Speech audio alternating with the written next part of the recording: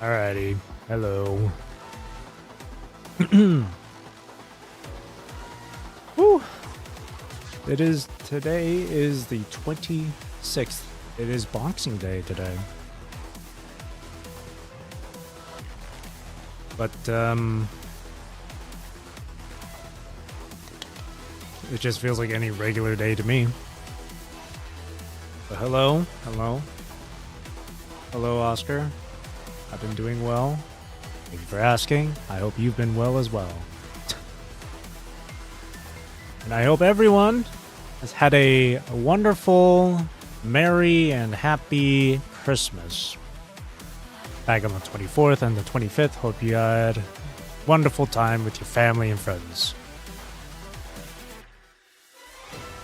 For me, I kind of just spent the day like any ordinary day. Just chilling, really. I'm not too big when it comes to huge celebrations and all that stuff. I kind of just like to relax on my own and chill for a bit. Now today, I'm gonna go through the newest chapter for PGR. But before I start reading through the chapter, a few things I want to go through. Teddy trial, coding trial, cub trial. I want to go through those first. And then I can start. Let's start with Teddy here. Well, let's just go from here. And then for the challenge stage, I can just do some other time, I suppose.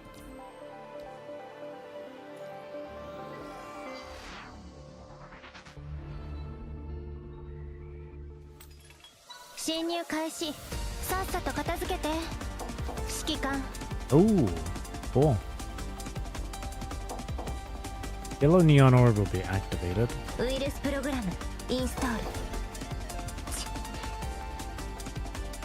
Tap sig.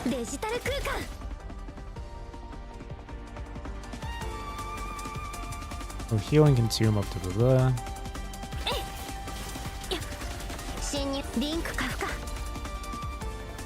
Okay.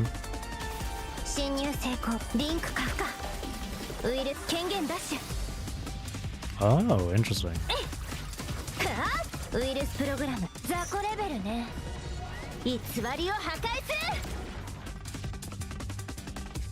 Interesting.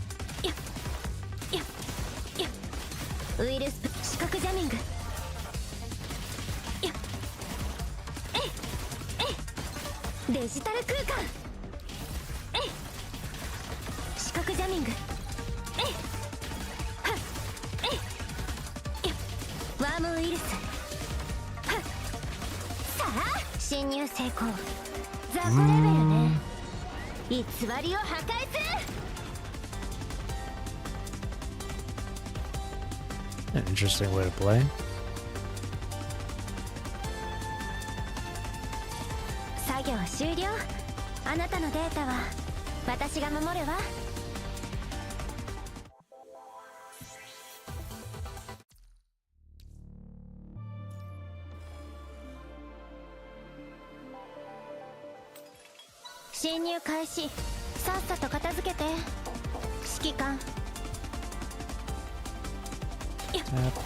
Tap. Red. Sig. Brown, red. Red. Basic, yellow. Gold, blue.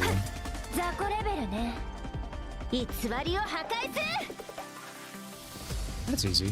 That's simple enough.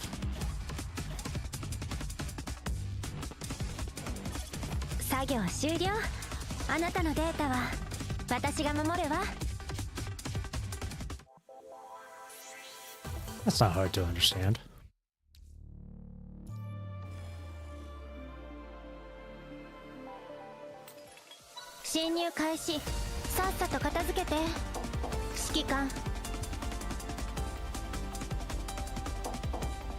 And selecting radiance if I second yellow neon orb. Tap and then tap again. Oh, it's just that simple.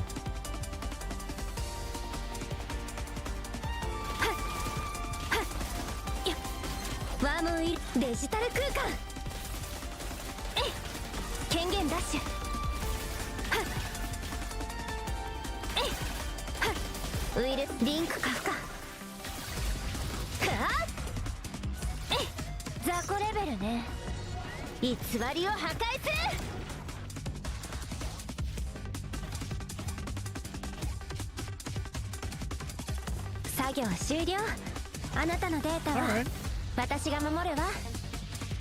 Simple enough.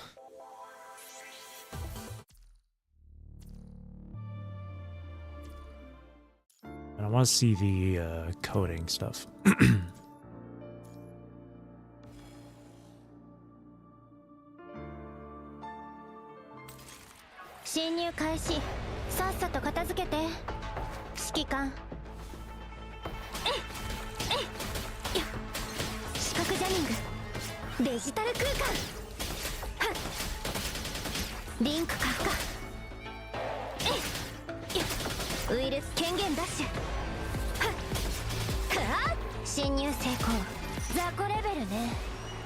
Oh, cool.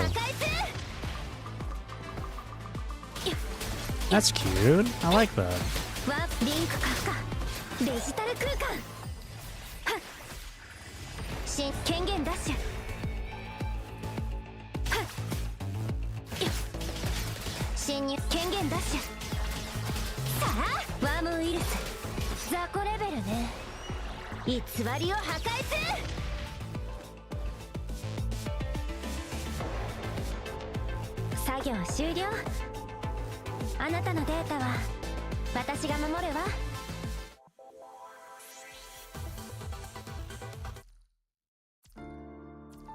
It's a nice coding. And then her cub.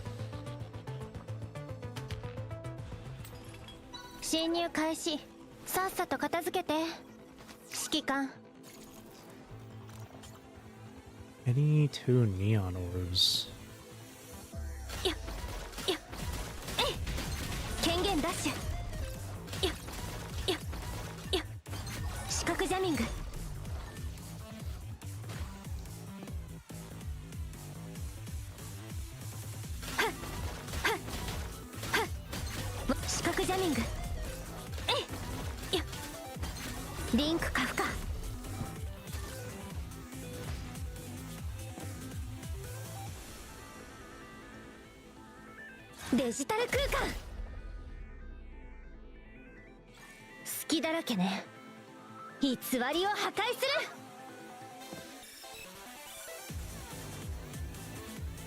What's the joint attack?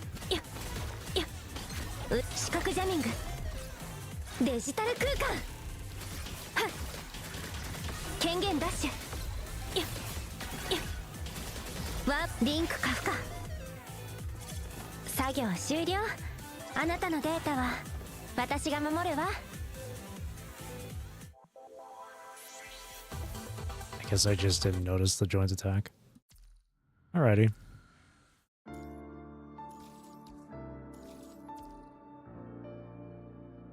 Alright, now we can get started with the reading here.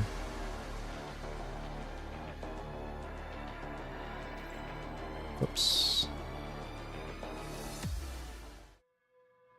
I don't know how long this will be, but I'll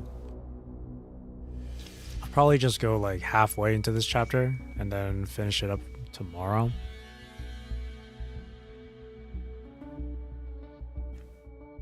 You remember when Cubs had stories? There was only like, I think it was only like 2 of them, wasn't it? It was like Rosetta's cub and someone else's cub.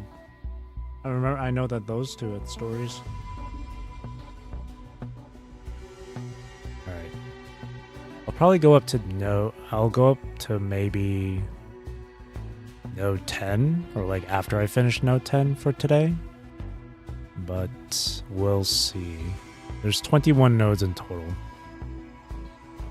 But who knows? This could be very well like half of this could be very well like 4 hours long, maybe 5 hours long, but we'll see. 3-8 Fate of the Hacker. Oh, stage achievements. Hang on. Hold on, I gotta get the freaking stage achievement Google Doc up. So I'll know what to do for those. Okay, let me see. Has it been updated? Oh, it has.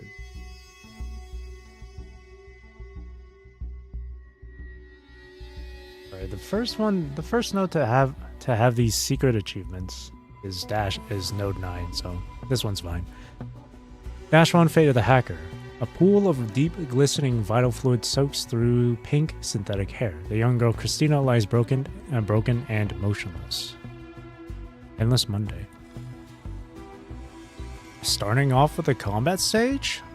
Okay. Main mission, go to work.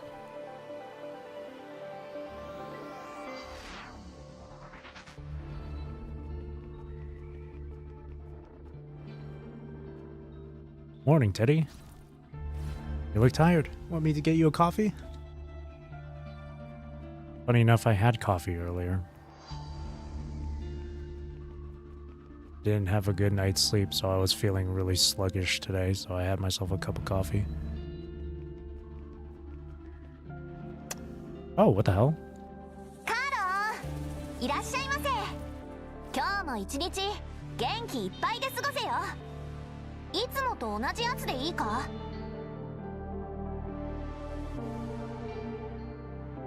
Kuroto Orange Vitamin C Americano. David Jack. Grape Ba Special Brew. Mococo. Take the Kuroto Orange. 待たせたな。ミルクティーだ。Damn, I want some boba now. Shit.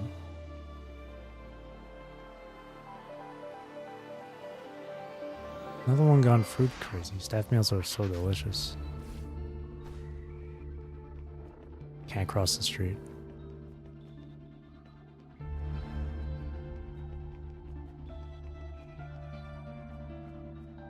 This is a main story chapter as well, so wonder how this connects to what happened previous.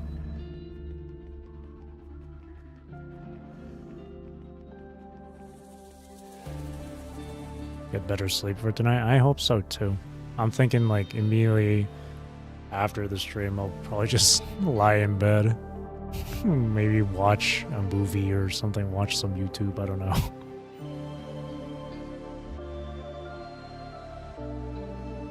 But that's for later. Have mercy, haven't eaten in 5 days. More filthy outsiders coming to Elysium to beg.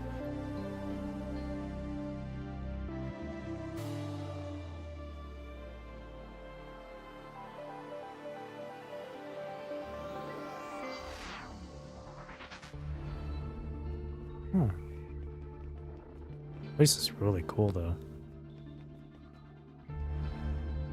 This is all like a digital space though.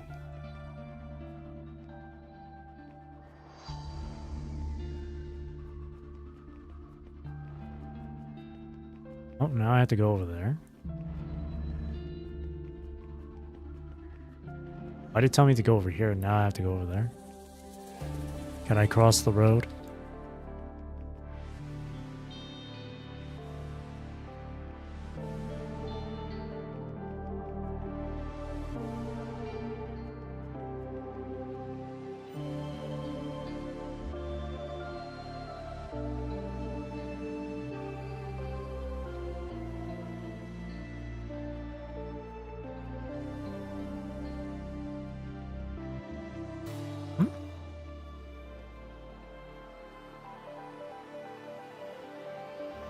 Did I miss something?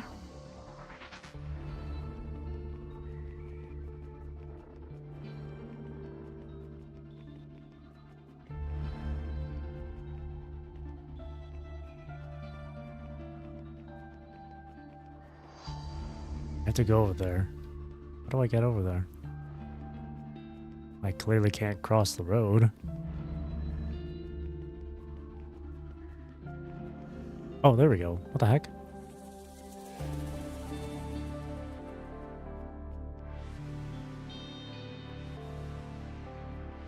What's going on over here?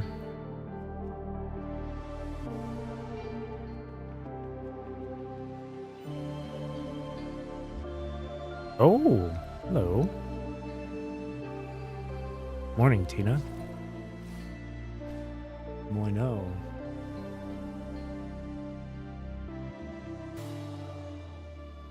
Ooh.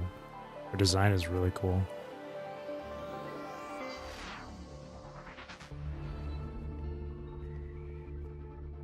Endless Monday. Oh, that was it. There is only one true heroism in the world, to see the world as it is and to love it. Romain Rolland. Oh, jellyfish. Is Cantarella here? Elysium, a cold steel jungle, a city of near perpetual night. High above the bustling streets, a virtual model beams from a massive holographic billboard, her tireless smile hovering as her high heels seemingly stride through the dense crowds below. Neon lights from countless billboards twist through a haze of smoke and steam, painting the skyscraper facades in electric color. Then the night rain arrives right on schedule, like an old friend tasked with blurring the smog into a streaky watercolor. From her usual high vantage point, the purple-haired woman gazes down at the metropolis. A line from an old novel surfaces in her mind. The sky above the port was the color of television, tuned to a dead channel. Ooh. That's a good line. She glances toward the distant harbor, where pinpoints of light struggle to pierce the oppressive gloom. Not even close. In her earpiece, the police channel buzzes with relentless dispatch codes. Incident 2077. We have a call about anomalous sounds in apartment 703 at 442 Arclight Avenue, Sector 94. Respond and investigate. 12A94 copies en route to 2077. Cyberpunk. All units stand by. 12A94 is responding to incident 2077. 12A94 on scene at apartment 703. Knocked. No answer. I've got visual and blood under the door. Requesting emergency entry. Copy that. Please upload photos and video footage of the scene. This is 12A94. Cleared for entry. Reaching down. Where's the body cam footage? 12A94 acknowledge. What's the status on incident 2077? 12A94 code 1. You copy? 12A94 copies. Code 2H. Confirming 1 civilian casualty. I repeat, 1 civilian casualty. This is EDO3, the Unwinged. Intel received. I am inbound. 12A94, lock down the perimeter. Do not contaminate the scene. A moment of silence falls over the radio channel. Ay. Someone's at my door. Hang on a second.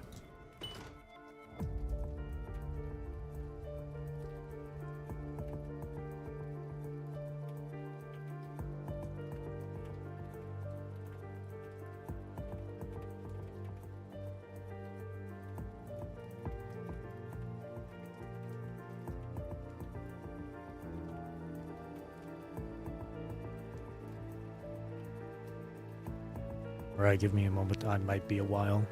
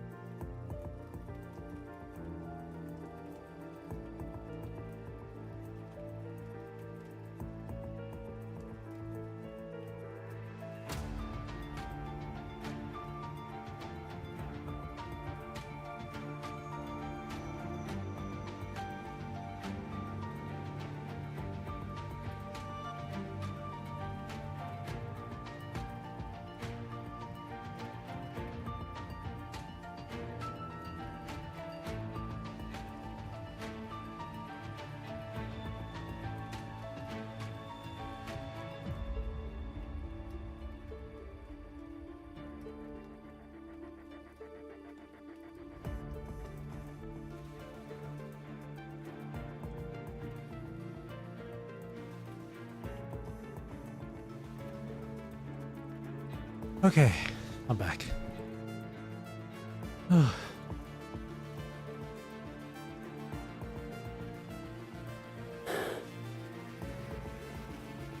Alright.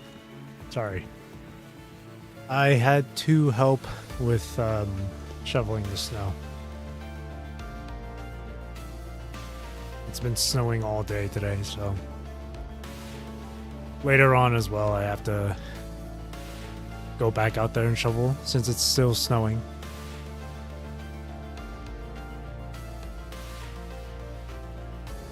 So like maybe a few hours from now.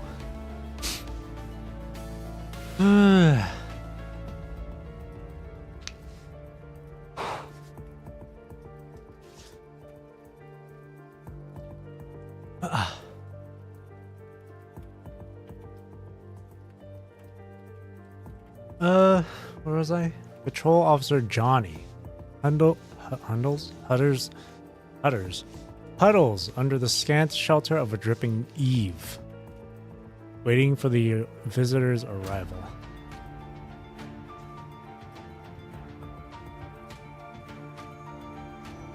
Don't worry, the only thing that was cold are my hands. And I am wearing gloves, but the cold still gets through the gloves, so. But other than that, it's fine. It's not a big deal. Moments later, an antique grav car that belongs to the Department of Public Safety descends before 442 Arclight Avenue. The door slides open, and a black umbrella unfurls against the curtain of rain as the unwinged steps up. Johnny meets the lavender-haired woman on the pavement, the rain immediately plastering his hair to his forehead. Hello, I'm Patrol Officer Johnny from the 12th Patrol Division. The patter of rain and the relentless drone of the nearby billboards swallow his words, blurring his form into the neon-smeared backdrop. Unit designation 12A94. My partner is upstairs securing the scene. He raises his voice. Honestly, it's a real relief you're here, Inspector. Moino. Manoy. Manoy? Manoy? Manu? Moino? Her tone is a flat, polished stone, leaving no room for the pleasantries he was attempting. Right. This way, Inspector Manoy. Moino. Moino? Moino? Moino? Moinu? I don't know. Any urge for small talk he might have had is now gone.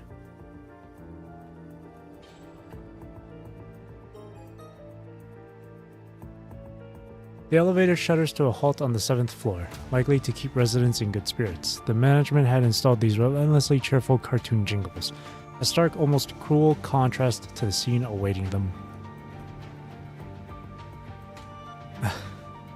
Wano steps out, her eyes immediately tracking the door numbers down the hall. Actually, hang on. How do you pronounce her name?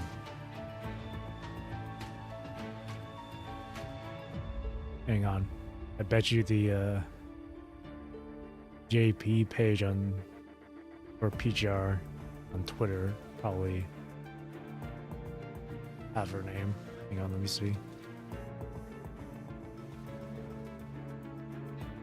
Let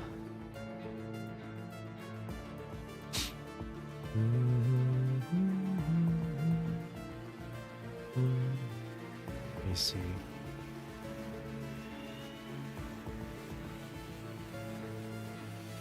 Sorry. Where the frick? You're somewhere.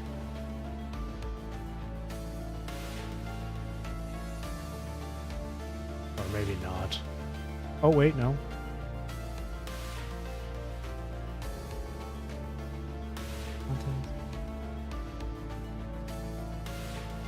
Doesn't even say her name. Oh, well, never mind then.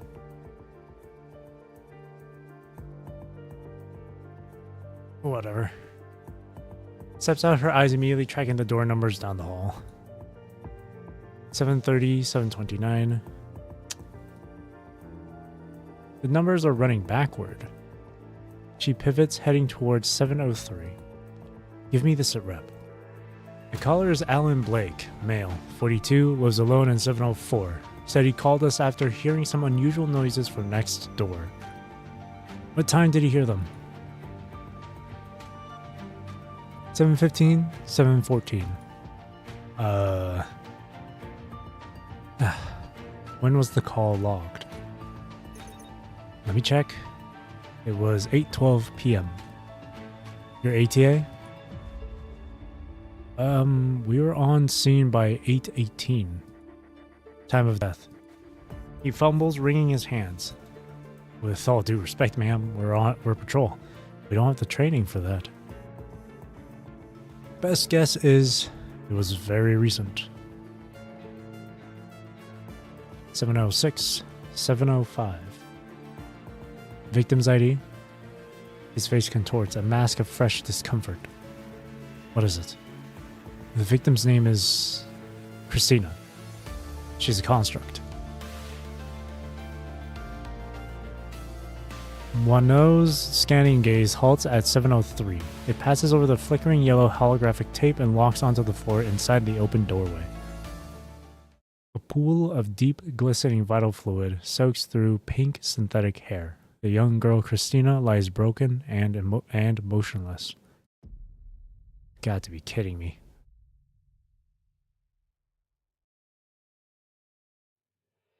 The night rain bleeds neon through the haze, swallowing the city whole. Inside apartment 703 at 442 Arclight Avenue, the forensic investigator snaps off her gloves. Time of examination, 9:03 p.m. Estimated time of death is between 7:20 p.m. and 7:50 p.m. The victim? The forensic investigator looks up. Wano, the department's star agent, stands with her arms crossed, her attention clearly elsewhere as she checks the time on her terminal. She hasn't heard a word. She understands the distraction. In fact, every officer at the scene is watching Wano. Their attention taut. They all know who Wano's partner is. A soft commotion echoes from the hallway, murmurs of surprise, the sound of officers greeting someone. Inspector? Right this way. Every officer holds their breath, their attention fixed on the doorway where Wano's partner and the victim's spectral double in hair color is about to appear. At the sound of approaching footsteps, Wano steps forward. I was unaware you had another sister. Teddy.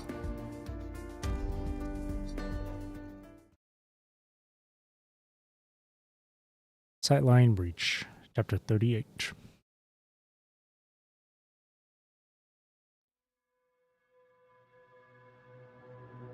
Inside the sewer, Elysium Dock. This is the city's lower intestine, a world away from the gleaming lights and glass facades above. Here, the only spectacle is the murky effluent of urban waste. Rust, decay, and things better left unnamed stew together in a witch's cauldron, brewing a stench that doesn't just assault the nostrils but seeps into the soul. Squelch. Ugh. What is that? Oh no. Aileen's going to kill me. Okay, don't panic. A bouquet and a home-cooked meal? That's the price for ruining her floor. She'll forgive me? Right, mission first. Focus more. Inspector Moore of the Crime Investigation Bureau dismisses the unidentified filth beneath his shoe, his attention already returning to the scene. The sewer system under the docks is such a maze, so this is where our tax money is really going. It's easy to get turned around down here, even for me. A regular person wouldn't stand a chance. Jack, oh Jack. What were you thinking coming to a place like this? The missing person case flashes back into Moore's mind. He tightens his jaw and hardens his gaze. Moore has been working on the case of a man named Jack, missing for over 48 hours. A painstaking review of surveillance footage traced Jack's last known movements to the docks, where the trail went cold again. Hey, have any of you seen this man? 34, brown hair, about 5 feet 8, and around 155 pounds. Nope, don't know him. Probably jumped into the drink. Folks are fragile these days. One bad day and they give up. Hold on. I might have seen him. Billy, tell me what you saw. Yesterday during dinner, I saw a guy in the distance. Looked like he was hunting for something. Pretty sure he ducked into the sewer access over there. Can't swear it was your guy, though. Only saw his back. But what? If you know something, tell me. Well, it's not really a lead, but there's been some weird noises coming from down there lately. What kind of noises? Like machinery. A few of the guys say they've seen weird-looking mechanoids skulking around. Ones with a red glow. My guess? It's just some company testing new gear. Seeing how it holds up in the muck. After interviewing the dock workers, Moore entered the sewers to begin his search. There you are. Moore crouches, his eyes cutting through the filth until they lock onto a single clear footprint. He follows the trail of scattered impressions, his own form swallowed by the oppressive gloom of the sewers. Click, clack. Someone's here. He quickly drops into a low crouch, his footsteps going silent. He presses against the damp wall, carefully leaning to peer around a corner. There he sees them, the mechanoids the dock worker mentioned. And beside them, Jack, sprawled motionless on the ground, long past his last breath. Then, in the darkness, a dozen visual sensors bloom with malevolent red light, all turning toward him in unison.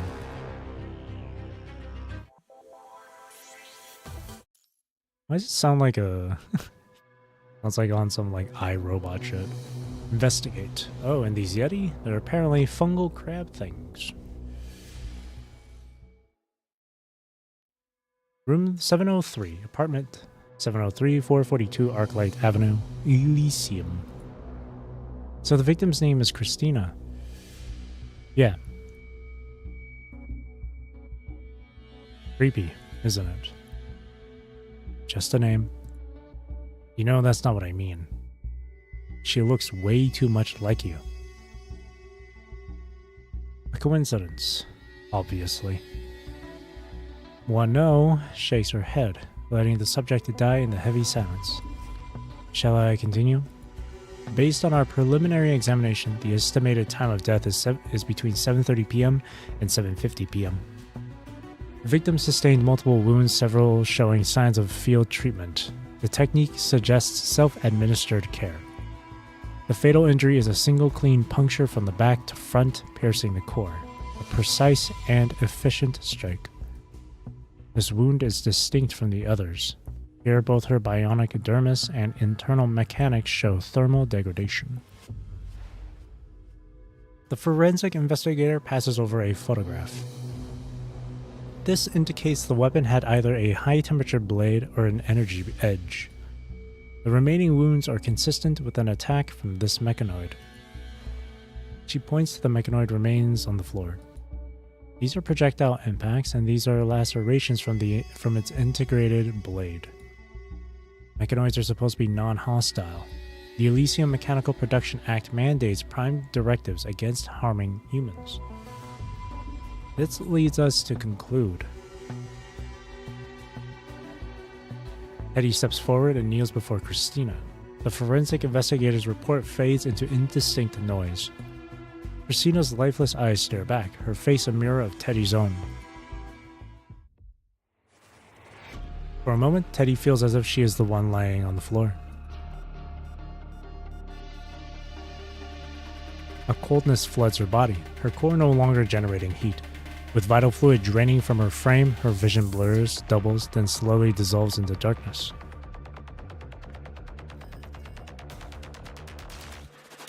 She is trapped here, unable to move. She witnesses it all. Patrol officers knocking, breaching the door, and establishing a perimeter with police tape. She feels the forensic investigator inspecting her wounds, taking photographs. I am dead.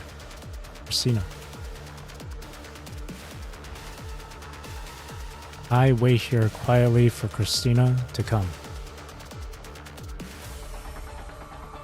An overwhelming sense of absurdity floods her. For an infinitesimal moment, the entire world feels like a fabrication. What were you looking at, Christina? Teddy. I mean, she was looking at Teddy. That joke isn't seriously poor taste, Wano. Wano points behind Teddy. Only then does she notice the teddy bear sitting on the table behind her. Teddy steps forward, picking up the stuffed bear to examine it. Just an ordinary teddy bear. Teddy, what a weird ID. It's not weird at all. Fine, you win. It's not that bad. What's the problem? It's nothing, just a headache. Did you check the building surveillance? The time of death was recent. The killer can't have gone far. The latest footage should show something. I did a quick review. No anomalies. What's your take on that mechanoid? It's a Guardian 3, a civilian-grade auto-security unit manufactured by Rokubishi Electric. They're usually bought in bulk by corporations, supposedly armed with non-lethal deterrents only. Non-lethal? She repeats Wano's words with dripping sarcasm. Two possibilities. One, someone rewrote its core directives and it would take a real expert to manage that. The second is a fundamental design flaw that made it malfunction and attack autonomously. We're paying Rokubishi Electric a visit. Judging by the scene, there was more than one mechanoid here. Teddy surveys the chaotic disarray of the apartment. Yes, at least two. As she responds to Teddy, Wano connects her hacking module to Christina's computer. I'll access her terminal and see if I can find any leads. Alright, I'll question the neighbors.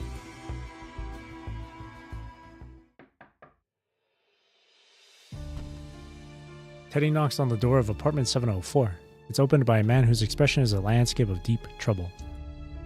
Officer. Hello, I'm Inspector Teddy, Elysium Crime Investigation Bureau, badge number ED08. I have some questions about the incident. You're the one who called it in, correct? Yeah. Can you describe exactly what you heard? Well, I was eating when I heard someone fighting next door. At first, I thought it was an action movie. But then the walls shook. That's when I knew it was a real fight. I was too scared to do anything. Do you recall the exact time this happened? I checked the clock. It's stuck in my head. 7:28 p.m. Then I heard glass breaking, so I looked out. And what did you see? It was this thing. A shadow like a monster glowing red, then it just vanished. I thought I was seeing things. After that, everything went quiet. That was around 7:35. Our log shows our call came in at 8:12. We waited quite a while.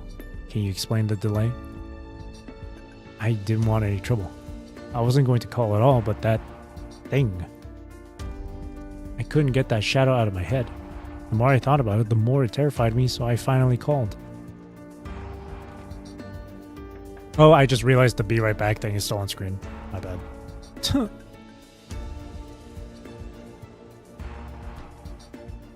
Hello, I'm Inspector Teddy, Elysium Crime Investigation Bureau, badge number ED08. I have some questions about the incident. What happened? I was asleep. Wait, did someone die? I'm definitely using this to get my rent lowered. Didn't hear a thing. Don't know anything. Get back in here and make my damn dinner. A man's voice calls from inside the apartment. Shut up, you worthless piece of trash. As a cup explodes against the floor inside the apartment, the tired woman's veins bulge like cords across her forehead. This time I won't hold back. You couldn't take me on your best day. I never should have married you. Sorry, as you can see, I'm about to be a little preoccupied. I didn't hear anything because I was busy trading blows with him. Oh, that girl. She kept odd hours. You knew her? Not really. Didn't even catch her name. My own schedule's a mess because of work. He gestures toward the live streaming equipment in his room. I'm a streamer.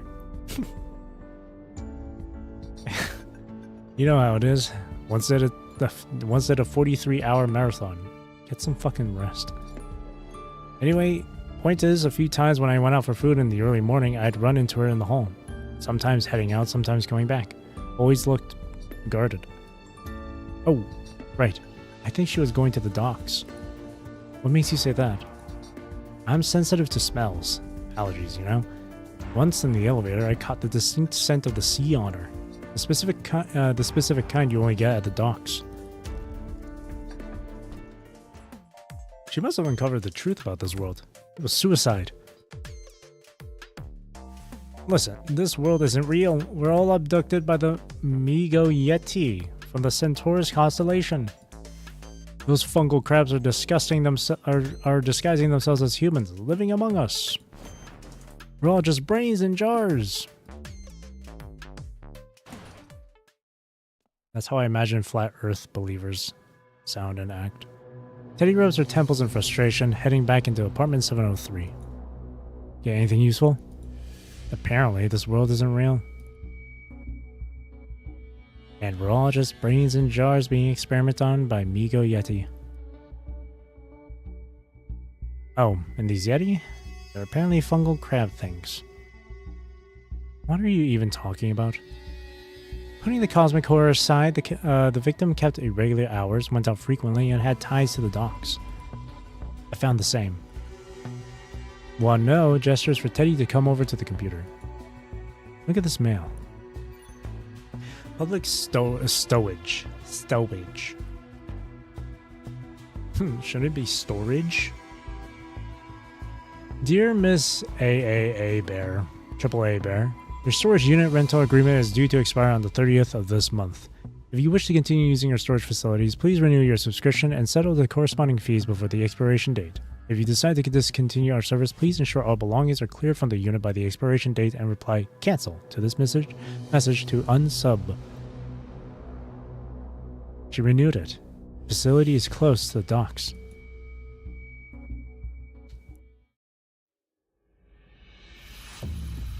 Public stowage. Near the docks, Elysium. The vast 3-story building seems to stretch on forever. After questioning the facility manager, they learned that Christina's unit, registered under the name AAA Bear, is tucked away in a corner of the first floor. This is the place. Wano steps forward. She slides the manager's spare key into the lock and, with a sharp pull, hauls the rattling door up on its tracks. Not even an electronic lock. Maybe that's precisely why Christina chose it. No digital trail. The storage unit yawns open, revealing the owner's private space. Dominating the wall is a long table, with a cork bulletin board hanging above it. The board is plastered with photographs of Elysium's buildings, all connected by an intricate web of red and yellow threads. At the web's center is a picture of the central building. A sticky note beside it poses a single cryptic question: real or fake? On the table below, a data chip rests amid scattered items. Apparently, the unit also serves as a sparse living quarters, furnished with a folding bed and refrigerator. While the floor is a jumble of surveying and excavation tools, a spirit level, an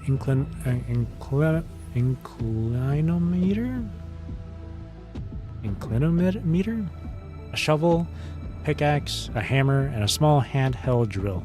Damn, she was playing Minecraft in real life. Teddy inserts the chip into her terminal. Instantly, a holographic interface materializes in the air. Various statistical data about Elysium appears, methodically arranged and categorized. City water supply stats, population census data, public transport operational costs. Huh? Distracted from her examination of the tools, Wano's head snaps up, her face etched with puzzlement. That's what's on the chip. Why was she collecting all this data?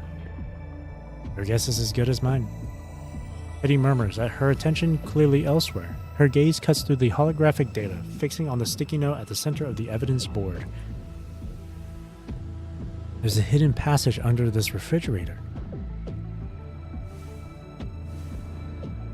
Wano shoves the refrigerator aside, pulls back the carpet, and reveals a hinged metal trapdoor beneath.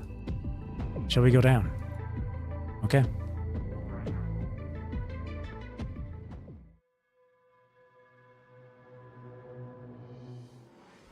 まさか倉庫の隠し扉とつながっているのが下水道だなんて。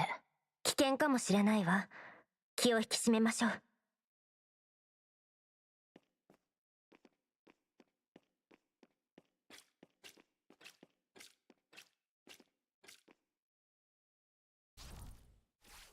これは爪痕？アパートで暴走した機械体の痕跡に似てるわね。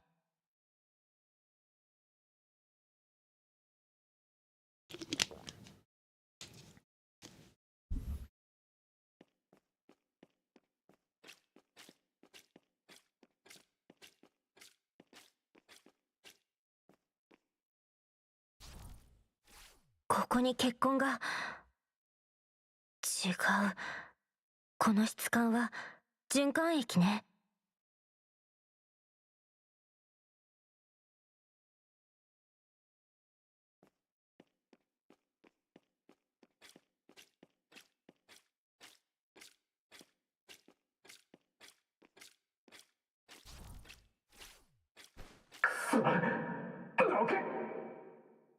あそこで誰かが戦っているわ。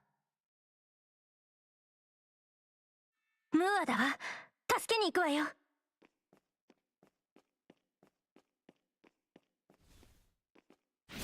侵入開バグ発見。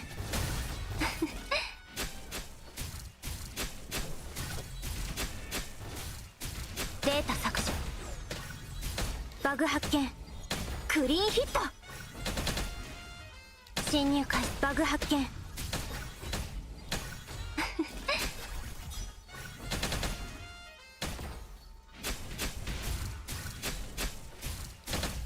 侵入開始。データ削除。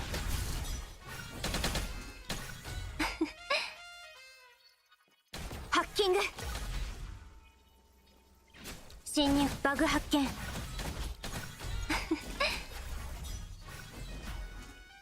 どうしてあなたがここに？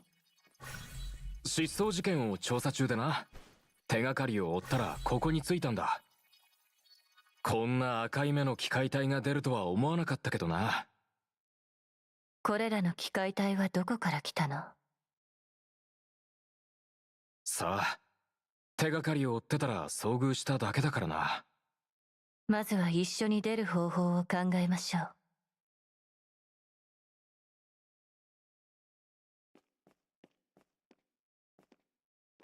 Huh. We're clear. Those rioting machines didn't follow us down. Rioting machines. Yeah, that fits. Thanks for the backup. I thought I was finished back there. Deeper into the sewers, the three slow their pace, finally clear of the rioting machines and now heading for the exit. Why were you operating alone? Did you request backup from HQ? Old White retired the day before yesterday. They haven't assigned me a new partner yet. You didn't know? Or gives Wano a puzzled look. Wasn't paying attention. Really? I always thought you kept up with all the office gossip. Stereotyping. My comms got jammed during the fight. Couldn't call for help. Moore probes the wound at his waist, and a sharp hiss of pain escapes his clenched teeth. How did you two end up down here? We're investigating a homicide on Arclight Avenue. The victim had a storage unit at the docks. We found a hidden passage there leading to these sewers. What was the victim? In construction? They just dug a private tunnel from their unit into the city sewers? No. She was probably a data analyst. Population statistics, census work, that sort of thing. Moore misses Wano's dry humor entirely. Eddie shoots her a sharp look, but Wano only answers with a nonchalant shrug. She was likely some kind of hacker. No official records, and she was using stolen bank accounts. Interesting. Seems like everyone's a hacker these days. You've encountered something similar. Yeah, I'm on a missing persons case, but we can't find any record of the person who filed the report. Disguised voice, unknown gender and age. Couldn't even trace the IP. To bypass our security like that, we're definitely dealing with a professional. We're here. Exit's just ahead. The trio follows the sewage as it converges through a labyrinth of pipes, finally spewing out to sea through a massive drainage outlet.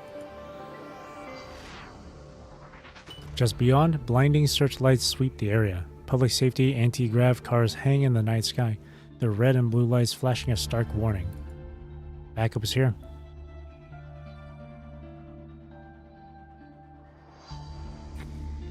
Moore perches on the edge of an anti-grav car's trunk as a medic tends to his wounds. The radio channel crackles non-stop with a stream of incoming reports. Riding machine remains discovered. One civilian casualty confirmed. Bring him back to the bureau. No active riding machines detected. He pivots to face the other two and makes a suggestion. Mind bringing me up to speed on your case?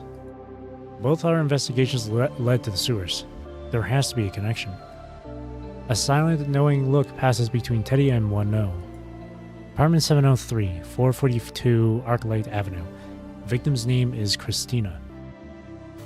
Huh. Moore stares at Teddy, his expression one of genuine surprise. Well, that's a coincidence. There's always a secret passage. Okay, what were you looking at? Night rain slices through Elysium's fog, pierces its hazy neon glow, and slips past the towering holographic advertisements. The raindrops spatter against car windows, etching diagonal streaks across the glass. It's been raining for days.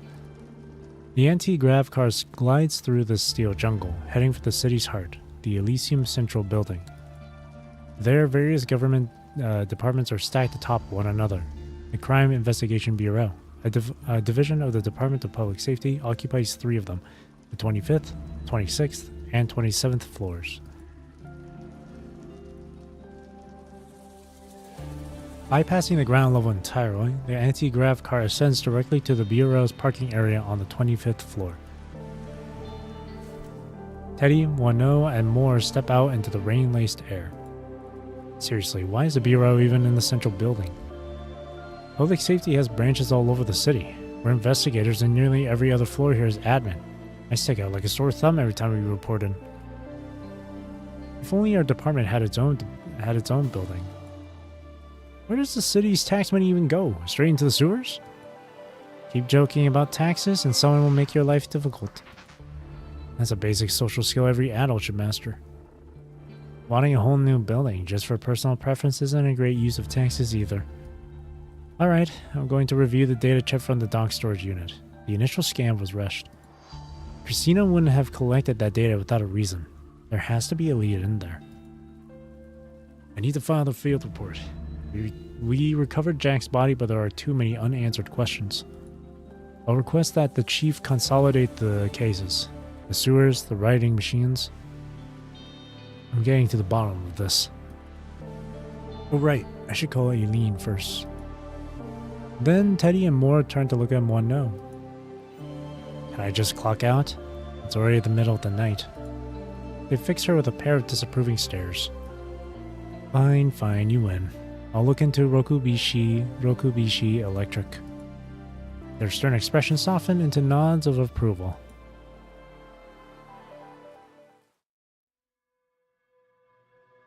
Elysium's Criminal Investigation Bureau office, late night. The office's lighting is dismal, but then nowhere in Elysium has good lighting. A perpetual overcast smothers the city, blurring the line between day and night into a constant twilight gloom. No wonder they call it the City of Night. In one corner, a solitary lamp fights a losing battle against the shadows. It is here that Teddy sits, her face illuminated by the pale blue glow of holographic screens floating from her terminal. She is currently scrolling through the data stored on that chip. Last year's GDP, 3.2457 trillion. Growth rate 3.2%. Foreign trade volume, industrial exports, urban development investment. She remembers the old saying, the secrets are in the numbers and numbers never lie. It is true, but only if you can speak their language. It's like trying to scratch an itch through your shoe. I don't even know where to start. Teddy lets out a long, heavy sigh, the weight of the day pressing down on her. She leans back, reclining her office chair until it won't go any further. A sardonic quip, then silence. Teddy lets the words hang, deliberately clearing her thoughts, her eyes fixed on the holographic data projections weaving a slow, silent dance overhead.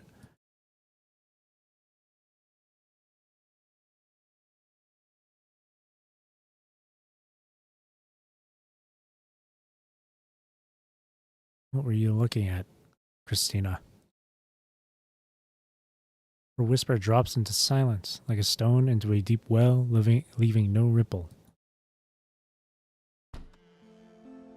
What are you watching, Eileen? Moore eases the door open, surprised to find the side lights still breathing their warm yellow glow into the living room. The light strips paint only the sofa and the television in a soft, intimate pool of light. On the screen, a late-night show is playing. A mechanoid laboring under the delusion that it is human is attempting to court the female lead with comical gestures. Of course I comprehend this emotion. Every circuit and processor in my core confirms it. I love you. The television murmurs at a low volume, its flickering light casting a pale glow over the room. The silhouette on the sofa remains still, clearly indifferent to the program.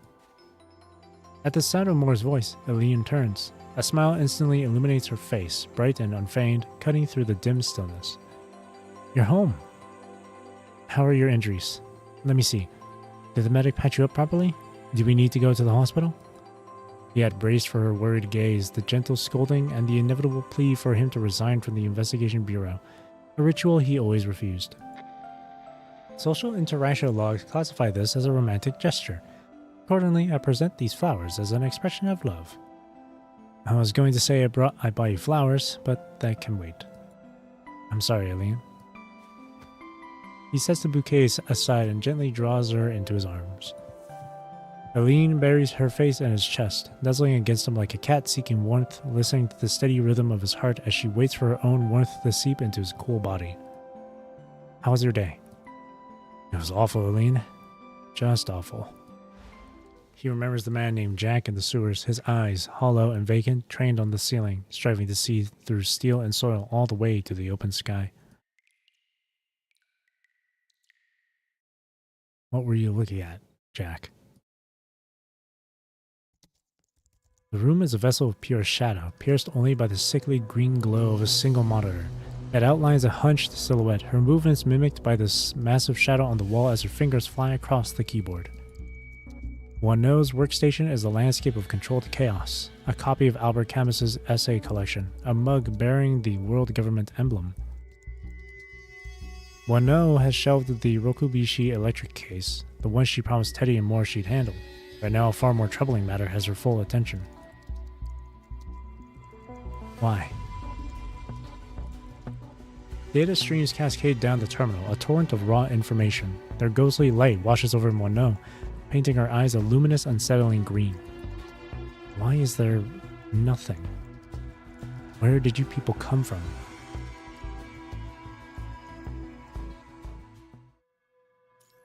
Do constructs dream of electric sparrows? Do you often feel surrounded by darkness?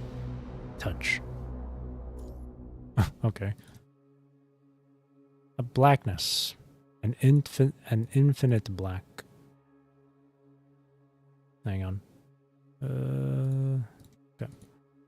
Not a deep darkness, but a flat void. Vast yet constricting, suffocating, as if she had been compressed into a single plane of existence. Why are you here? Hey, been a while. Is this where you work now? Leon. You haven't answered me yet, Teddy. Am I the one going crazy, or is it you, my dear Victoria? Ugh.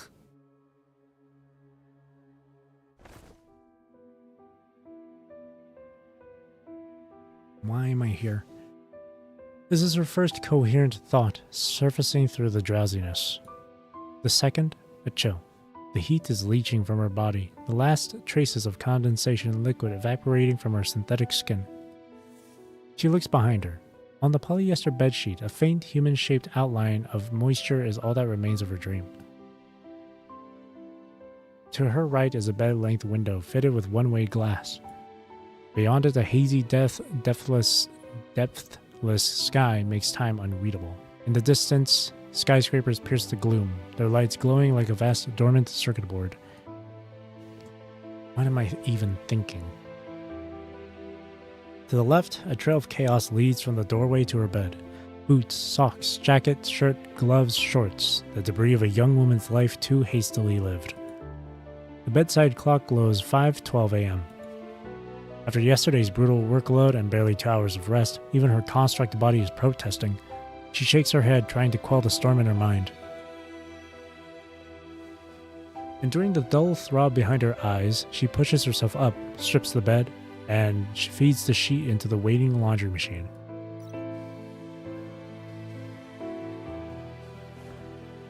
She slides down the wall, folding into herself, head buried in her arms. The laundry machine's gentle hum is the room's only heartbeat. Silence stretches as time passes. After a long while, the vacuum robot whirs to life on its schedule, bumping against her leg. It retreats, advances, retreats again, a mindless dance of confusion. Teddy reaches out without looking and nudges it onto a new path. Which idiot programmed this thing? She stands. Her own reflection waits for her in the full-length mirror across the room.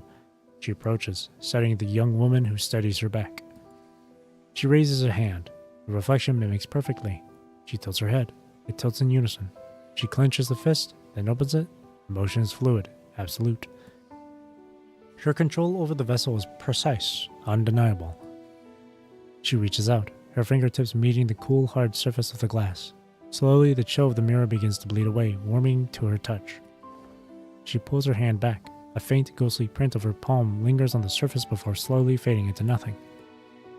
The world's responses are exact, undeniable. Real or fake.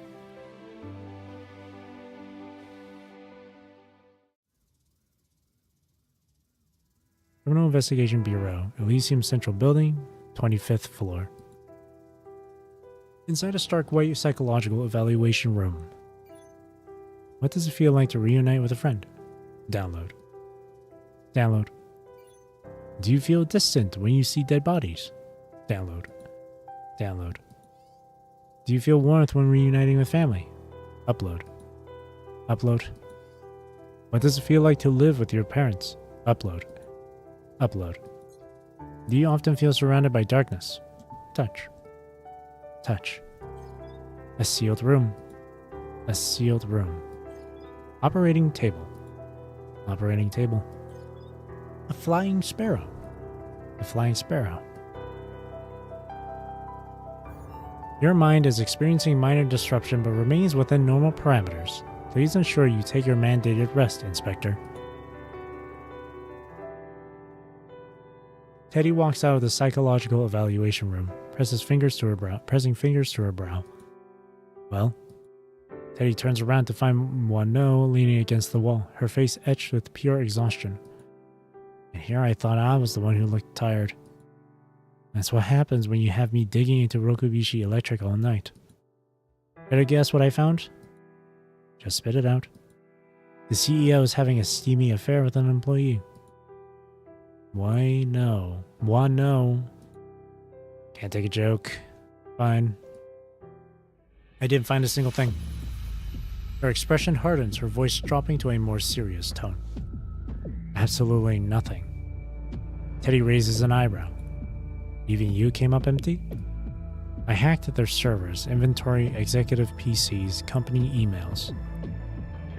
Every possible source. With what I've gathered, I could start my own Rokubishi Electric.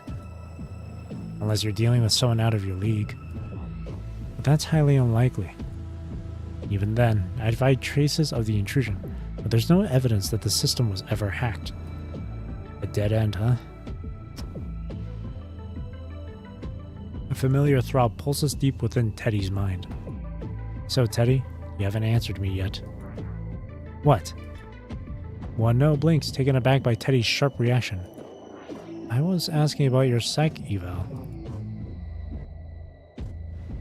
Per Bureau protocol, every inspector assigned to a homicide must complete 2 psychological evaluations. One to initiate an investigation and a second to close it, ensuring the mental fitness of its field personnel throughout the process. Nothing serious. A bit disrupted, but still within parameters. Fair enough. With a victim like that, it would get to anyone. Do you think your frame data was leaked? All the better. Then I could just arrest you and call it a day. As far as I'm concerned, you're the only person who could steal my frame data without a trace. One-No plucks a disposable electrolytic vape from a pocket. She brings it to her lips, and the device's red tip flares like a warning light as she takes a long, deliberate drag. She exhales a slow-turning plume of vapor. Through the dissipating haze, her gaze rests on Teddy, now veiled, unreadable. What was with you earlier? Just reminded me of something. What did you say? Last night, I dreamed of Leonardo. He said something similar to what you just said. Your brother, huh? How long has it been since the falling incident?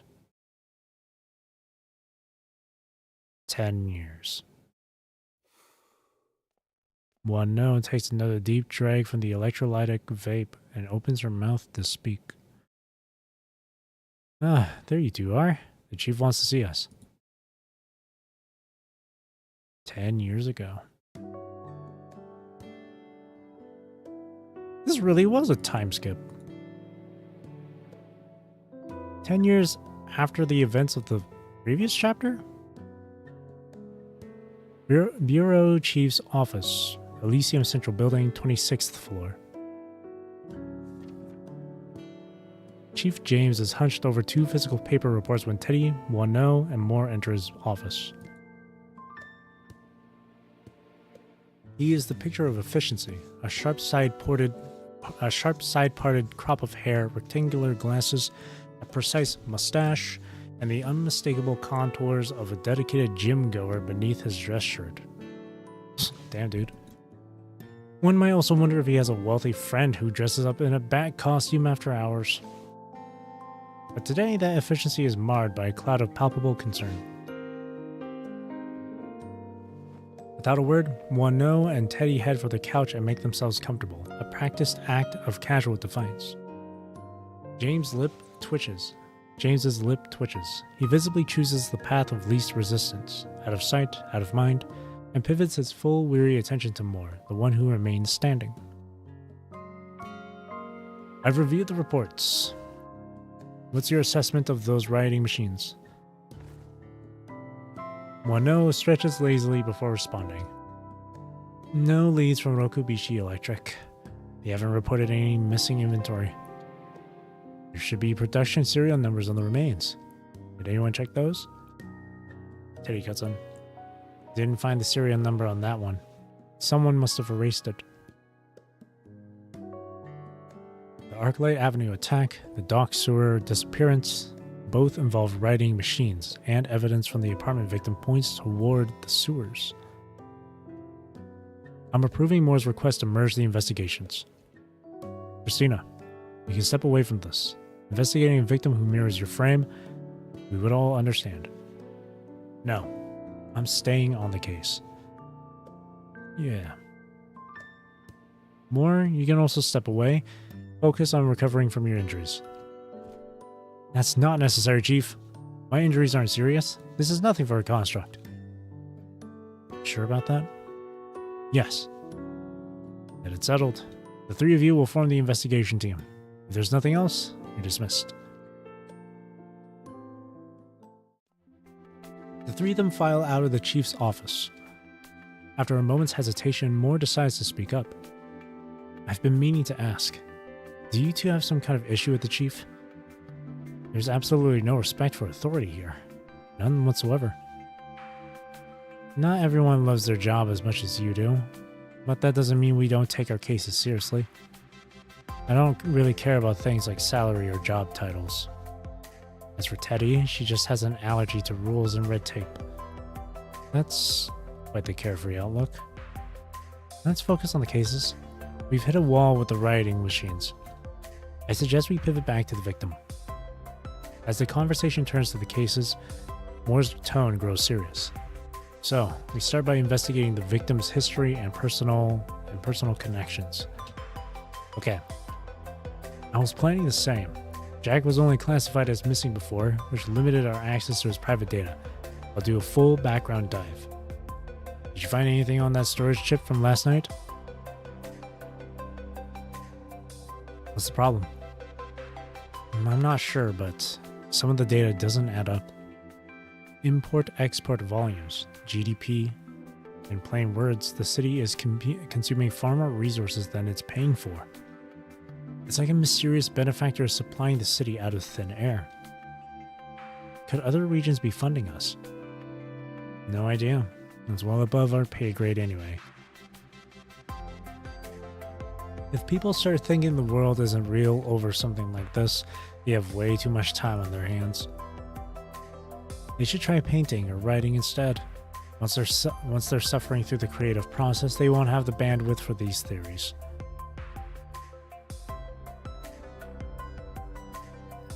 The trio continues their discussion, their footsteps echoing as they move from the chief's office toward the 25th floor reception hall. A perplexing extravagance for a bureau dedicated to crime investigation. As they enter the inspector's office area, a soft chime sounds from Moore's terminal. He glances at the message, and his face instantly breaks into a radiant, unguarded smile. Wow, that smile is genuinely disturbing, old man. I am not old enough to be called old man. Besides, you two wouldn't understand the joy of getting a message from your wife. That's the kind of thing that drives mature, dependable men to face life head-on. Old man is a state of mind, and that speech just proved our point. Damn it. Anyway, to thank you both for your help earlier, how about coming over to my place for dinner tonight? Without waiting for a response, Moore is already calling Eileen. Eileen, could you prepare some extra food for tonight? I'm inviting 2 colleagues over. Right, the ones who helped me before. Wano and Teddy. Wano? Yeah, the famous one from our bureau, you know. Isn't this a bit too rushed? Don't worry about it, it's totally fine. Hey, come on. That settles it then. I'll see you later. He ends the call. Wow, unilaterally deciding our evening. We never actually agreed. Don't tell me you're going to turn me down. Your colleague will weep. Our friendship will shatter. That's totally an old man act.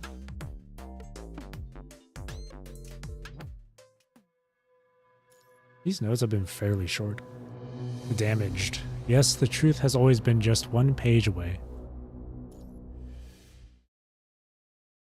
Inside Moore and Eileen's apartment, Elysium night. The room is bathed in the soft amber glow of pendant lights, their light reflecting off rich wooden surfaces. Eileen places the final dish on the dining table, her gaze sweeping over the carefully placed settings. A soft sigh escapes her. They should be here any minute now, she thinks to herself. As if summoned by the thought, the lock clicks. The door swings open, and Moore steps inside, ushering in Teddy and Wano. Alright, this is our home. Moore shrugs off his coat and finds its place on the entryway rack. Make yourselves at home. Seriously, no need for formalities. Teddy cuts a sharp glance toward Moore before her demeanor shifts seamlessly into one of perfect poise, extending a hand to Eileen. I'm Christina Norman, but just Teddy is fine. It's lovely to meet you. Thank you for looking after Moore at work. Wano. Eileen extends her hand to Wano, her expression visible with nervousness. Once the formal handshakes conclude, Moore steps in, softening the tension with a gentle, reassuring hug. Hey, why so tense? It's just my friends. Nothing to worry about. With that, Moore leads the way to the dining table. They settle into a stiff, silent circle, the air thick with unspoken words. He fills the void by switching on the television, the evening news chattering brightly, before turning his full attention back to Teddy and One-No. So, I heard you two knew each other before you became partners at the bureau? You heard? Just some office gossip. You know how it is. Figured you two might not hear much of it. You both keep to yourselves more than most. Could you pass the mashed potatoes, please? One-No passes the dish of mashed potatoes to him. That's correct. Teddy and I go way back. Back then, she was a rather melancholy girl. And even now. Teddy shoots a sharp glare at Moore. Sorry, my bad. And here I thought you were the Bureau's resident nice guy. Why does everything lately remind me of that annoying man? I just want to bond with my little sister. You know, I don't often have the chance. Oh, is that all you've got to say to your brother? Forget it. Teddy lets out a quiet sigh, her knife slicing into the steak with sudden, pointed force. Under the table, Moore stifles a wince as Eileen's shoe presses firmly onto his foot. Are you into gardening, Eileen? One-No glances around at the houseplants and flowers decorating the room. Yes. Eileen startles at the conversation's sudden pivot toward her, reacting like a student caught daydreaming by a teacher's pointed question. It's just a little hobby. It's a good hobby to have. Vegetation coverage in the city is at an appalling low, after all. Right? Who knows where all of Elysium's tax money actually goes? Like a pre-written script executing, Moore instinctively fills the silence, keeping the conversation moving. And that's tax alchemy for you. These two are absolutely hopeless. I just remembered I still have some plants that need watering. Eileen rises from her seat with an apologetic look. Couldn't that wait until after dinner? Eileen doesn't answer. Instead, she simply turns and carries a plate from the living room corner out to the balcony. As she passes, Teddy's gaze catches on a familiar-looking yellow-orange cup sitting on the windowsill. It's filled with soil, cradling a single fiery orange-red flower.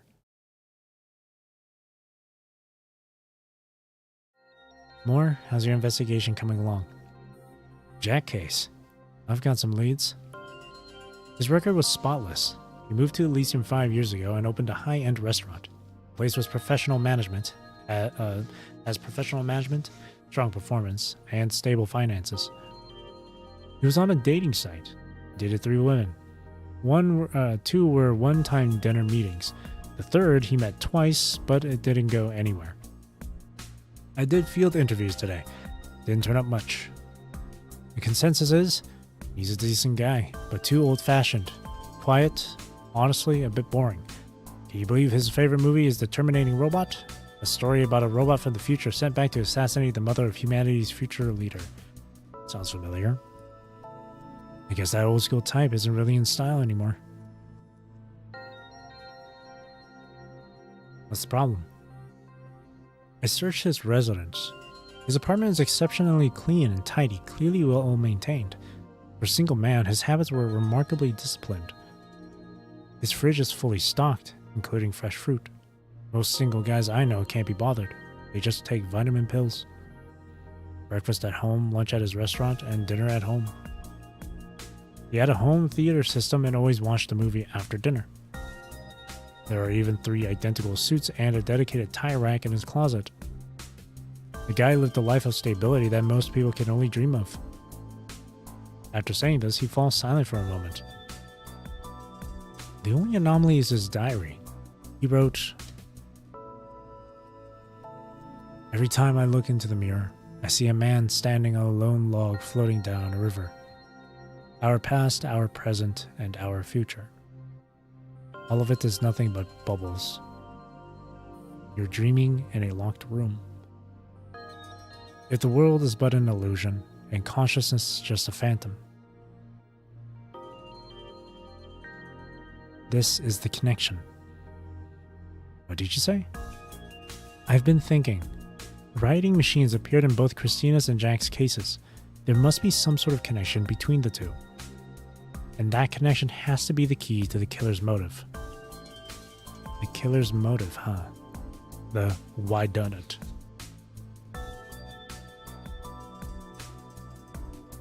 Both Jack and Christina questioned the nature of reality itself. Are you saying we have a serial killer targeting people who believe the world isn't real? That premise sounds absurd. There's another lead. His bank records show a weekly transfer, same time every week. Payments to a psychological clinic. I think the doctor's name is... Welcome to Elysium Trending. Our guest today is a leading expert in psychology, Professor John.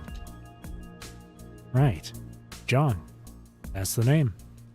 Our topic is a reportedly trending condition in our city. Patients questioning whether the world around them is real. Is this a genuine phenomenon or just another urban legend? The table falls silent as all three of them turn to look at the TV. Moore turns up the volume.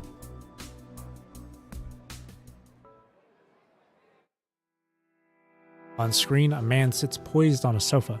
He is impeccably dressed in a single-breasted gray suit with a white coat worn over it, a black-green striped tie perfectly mirroring the color of his eyes. His beard and hair are meticulously groomed. He radiates a trustworthy aura, the kind that makes a patient surrender their doubts without a second thought. Academically, we refer to this condition as derealization disorder. There is a school of thought in my field that posits that deep within the human psyche, there exists a powerful self-destructive tendency. Perhaps some of you at home have felt this. When standing at a great height, looking down, a subtle impulse whispers in your mind. Jump. Or when holding a blade staring at its edge, a thought flickers. What if I use it on myself? Even with a gun in your hand, you might feel a compulsion to turn the barrel inward and pull the trigger. Professor? Getting back to derealization disorder, the patients themselves share no clear commonalities. A successful restaurateur and a dock worker can both fall prey to doubting their reality. In fact, setting my professional role aside, I can empathize with the impulse to question the authenticity of our world. Professor, are you suggesting that... He flounders, the thread of the conversation slipping through his mental grasp. Consider that our conscious mind is merely a co-pilot of the body. So what then sits in the driver's seat? That pilot varies. For some it is instinct, for others emotion, or simply habit. And from the passenger seat, you look out and see the reason to jump. You see an exquisite world. Vast, beautiful, and cruel, operating in endless, intricate cycles. Faced with such a spectacle, who wouldn't pause to wonder, is the world I live in truly real? The man's voice is calm, methodical, laying out a philosophy that borders on heresy. With every word, something long buried begins to stir inside you. You are in the passenger seat, your neck straining as you fight to look up. You look up, and you see Christina's, your face. Yes, the truth has always been just one page away. You've always known. Teddy, you're the one who... Click. Television screen dies, plunging the room into a sudden, ringing silence. Eileen stands in the living room, her expression utterly unreadable. I'm looking into that psychologist tomorrow. The dinner gathering dissolves into quiet goodbyes, each guest retreating into the silence of their own thoughts. On our way out, Teddy's gaze drifts to the living room windowsill. The yellow-orange cup is gone, relocated to the balcony by Eileen. What's that flower called? The orange-red one on your balcony. Sorrow's End. It's really beautiful. Teddy turns and leaves, but the image of the cup stays with her, vivid and unresolved. Why do I feel that cup was meant for holding serum? Serum. But what serum?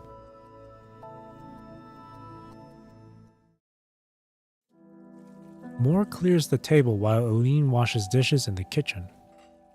You can just leave the washing to me. Eileen doesn't respond, leaving the room in an unsettling stillness. Why did you choose to become an inspector? I must pursue the truth. This isn't your responsibility. And from the passenger seat, you look out and see the reason to jump. You see an exquisite world, vast, beautiful, and cruel, operating in endless, intricate cycles. Faced with such a spectacle, who wouldn't pause to wonder, is the world I live in truly real? The man's voice is calm, methodical, laying out a philosophy that borders on heresy. With every word, something long buried begins to stir inside you. You are in the passenger seat, your neck straining as you fight to look up. You look up, and you see. A woman in a black dress lies in a pool of crimson. Who is she? Eileen, is this world real? A porcelain plate slips from Eileen's grasp, exploding into a constellation of white shards on the dark marble. She spins, her eyes wide in shock and fixed on him. And in her expression, Moore finally hears his own words. No, I didn't mean it like that. I was just wondering why Jack would think that way.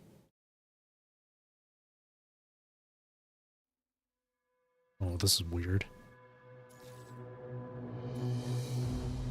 This is kind of freaky. My guess is that they're in just some sort of like digital virtual simulation world thing. Where in the real world is when shit really, because they mentioned the falling incident 10 years ago, whatever. I would assume that's referring to Babylonia because of the end of the previous chapter. But I don't know. But earlier when Teddy was like, that's supposed to be serum, but what sort of serum? What kind of serum? For her to not know that, then that kind of just tells me that this world they're in, not real. Something's playing with them. There's someone causing some hijinks behind the scenes here.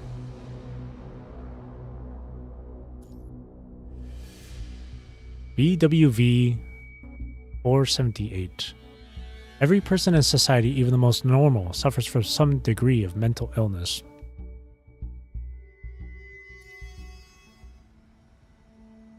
Your mission this time.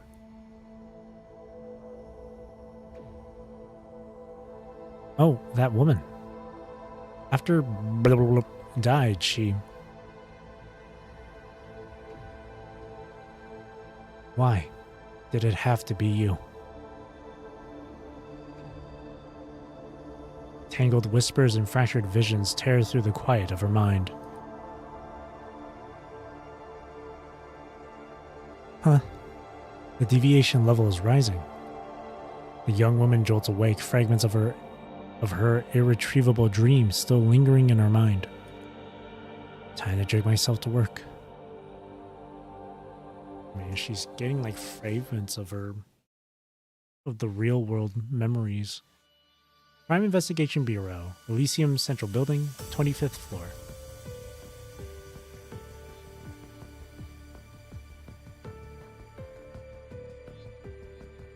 An awkward tension hangs over the trio as they meet again, a lingering residue from their decidedly unsuccessful dinner the night before.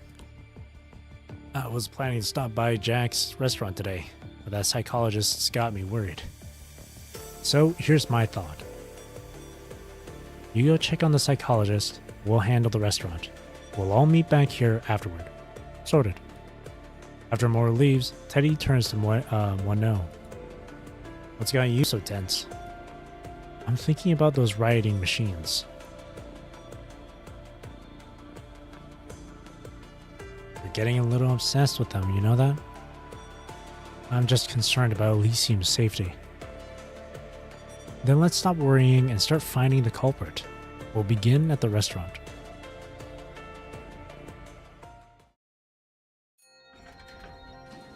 John's clinic occupies the top floor of an unremarkable high-rise, one of the hundreds of identical buildings that form Elysium's generic skyline. As Moore steps into the reception area, a woman dressed in corporate attire emerges from the inner office. Her eyes briefly meet Moore's before she brushes past him. Following closely behind her is John. According to my schedule, I don't have any more appointments today. I'm Inspector Moore with the Crime Investigation Bureau, badge number 8026. This is my ID. Moore presents his badge, which bears the Bureau's emblem. I need to ask you some questions about one of your patients. Please, come in. We can talk inside. John opens the door and steps aside, granting Moore entry. The office is a study in minimalist elegance. Black, white, and gray, with a hint of deep emerald.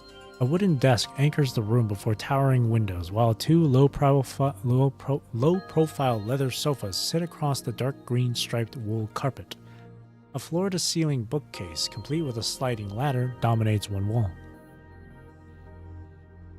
Dark green striped, just like his tie. This guy likes his greens. The faint, refreshing scent of a desk-side candle permeates the air, completing the curated atmosphere. This is a nice office. Thank you. The environment is designed to help my patients remain in a comfortable state of mind. Maintain. That fragrance is quite special. Is it citrus? I made it myself. It's a personal hobby, but it also integrates with my professional practice. That counts as part of your work. As I said, it helps my patients maintain a comfortable state of mind. Oh. They move to the room's center. Moore's gaze sweeps the bookshelf, cataloging the titles in a single practice glance. Cognitive Behavioral Therapy, Existential Psychotherapy, An Introduction to Self-Reconstruction. The entire collection is psychology-related, as expected in a psychologist's office. Please have a seat. He gestures toward a sofa clearly meant for visitors, the kind where patients typically wait. Moore studies it, his brow knitting in a faint frown. I'm not your patient. I am aware, but it makes little difference. But it makes little difference? You must be aware that there are many schools of thought in psychology. Jung, Maslow, Piaget, Freud, Constructivism, Behaviorism, Gestaltism. And I adhere to certain principles of my own. One is my belief that every person in society, even the most normal, suffers from some degree of mental illness.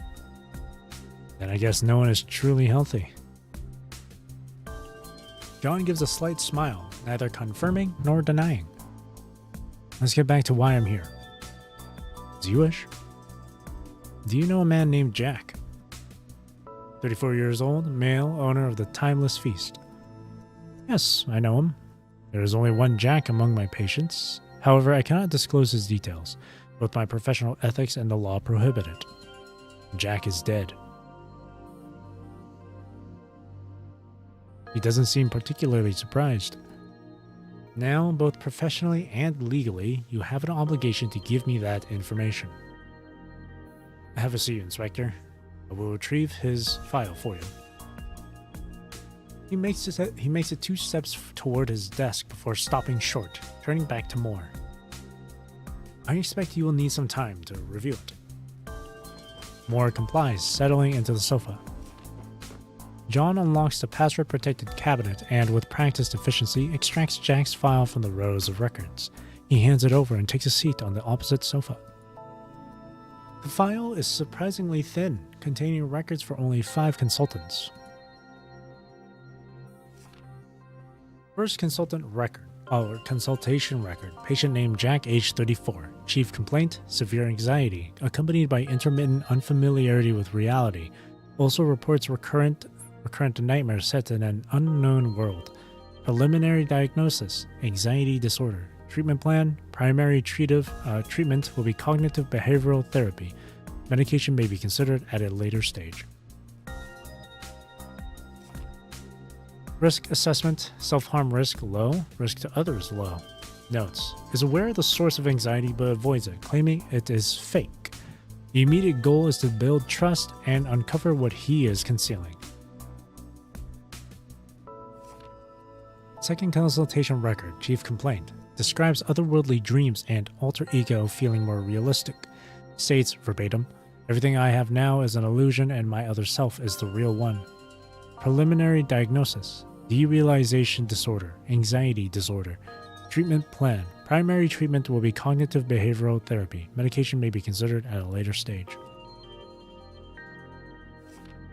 Risk assessment, self-harm risk medium, risk to others low. Notes, pathology is more profound than initially assessed, which requires a more intensive approach. Help him articulate these otherworldly memories, then challenge their validity. Third consultation record. Notes, claims to live in a conservation area in a post-apocalyptic reality. Okay, well that kind of just proves it then. This really is just a fake world they're living in, some simulation. Fifth consultation record. Risk assessment, self-harm risk high, risk to others medium. Notes, Jack's condition has deteriorated. Is this all of it? That's all. What's your take on this? On what specifically? On Jack. He was unwell. That's the entirety of it. That's it. John's eyebrows lift, a flicker of surprise giving way to a slow, knowing smile. He chuckles softly, the sound low and unruffled. Inspector, I could offer you a special discount. What are you... Every person in society, even the most normal, suffers from some degree of mental illness. He casually repeats his earlier statement. Just as you are now, aren't you also questioning the authenticity of your own reality? Is that a joke? A question for you. How did you arrive in Elysium? By boat, with my wife. How long have you been here? 3 years. And what was your occupation before you came? I was stationed at... John's face still bears the same composed smile. Oh no. The pieces refuse to fit. A cold, formless dread begins to bloom. You claw through your memories, desperate for an answer. Soldier. I was a soldier. Next question. Why did you choose to become an inspector? That's irrelevant to the case. I'm here to investigate. Did Jack behave unusually before his death? Very well. You insist. There was one thing. During our 5th session, he mentioned he'd recently met someone who exhibited symptoms similar to his own.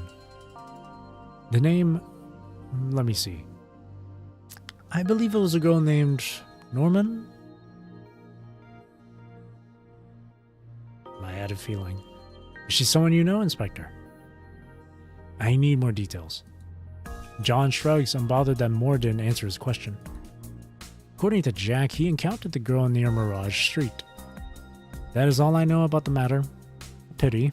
I had intended to ask him for more details in our next session. I've told you everything I know regarding Jack. You may take that document. And now I'm afraid I must attend to other clients. I was under the impression your schedule was clear for the day. No more office appointments, but some clients prefer house calls. John pushes himself up from the sofa and walks to his desk, unpacking his briefcase with an air of finality. Moore, reading the clear signal, rises as well and starts for the door. If the investigation requires it, I'll be back with more questions. John freezes for a second. Of course. That is my obligation. One moment, Inspector. You never answered my question. Why did you choose to become an inspector? Moore turns the doorknob without looking back. To pursue the truth. The door closes, leaving John alone in the room. You should have been a journalist. A faint, derisive breath escapes him, more a shift in the air than a sound.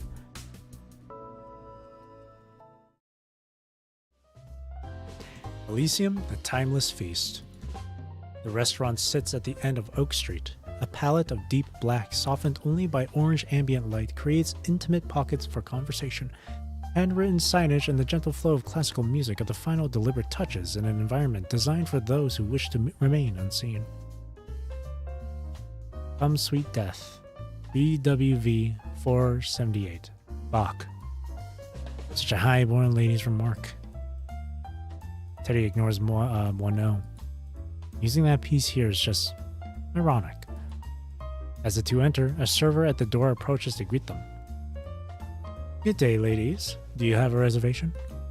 Inspector Moineau, Elysium Crime Investigation Bureau, ID ED03. The Timeless Feast office.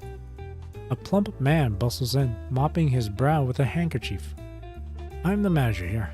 How may I assist you? His eyes dart nervously toward Teddy, again and again, as he speaks. Jack is the owner of this restaurant, correct? Interesting. Why is he so nervous? He's been missing for days. Why wasn't a report filed? We were just as confused, but he is the owner, you know? The restaurant runs quite smoothly on its own. Even when he's here, he only drops in for inspections. He rarely handles the day-to-day. At first, we thought he was just taking a break. He's the boss, after all. That's not that unusual. It wasn't until today that we started to worry. We were actually discussing filing a report right before you arrived. What's your relationship with Jack? You don't talk? Well, I wouldn't say it's bad. It's quite good, actually, but strictly professional. We hardly ever interact outside of work. It's the same for all the staff. Jack treats everyone well. Good pay and all. But he's careful about boundaries. Outside the restaurant, there's barely any contact. If I may ask, what happened to Jack? He's dead. What? He flinches back as if struck, his cheeks trembling. A slick sheen of sweat instantly coats his brow. What am I going to do? What am I going to do? Next month's paychecks. No, wait. What happens to the restaurant now? Get a grip. Right. Okay. Did he meet with anyone before he disappeared? Anything unusual? Yes. Didn't he meet with you, Inspector? The manager stares at Teddy. What? The pieces refuse to fit. A cold, formless uncertainty begins to bloom. When and where? The afternoon before he disappeared. I saw him meeting you here. Give me an exact time. It should be around 4 in the afternoon. His eyes flick upward and to the left, the classic involuntary tick of a brain accessing memory. That day, I remember you were at the bureau. Okay. Teddy doesn't even glance up, her fingers a fluid blur over the holographic keyboard. Pulling up the surveillance footage. A basic skill everyone should have in this day and age. Before the final syllable leaves her lips, 6 surveillance feeds snap into existence from Teddy's terminal. Her fingers flick through the air, sliding the timeline forward to 3:59 p.m. The timestamp begins its slow crawl. 1 minute, 2, 3. The air in the room grows dense and heavy, as if the world itself is holding its breath. Inspector. There.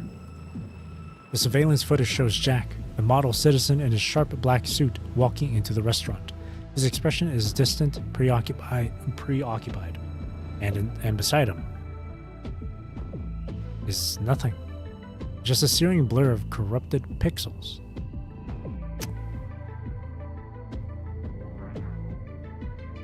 Huh. Another hacker in the mix. So, what's next? Hackers, the ultimate showdown?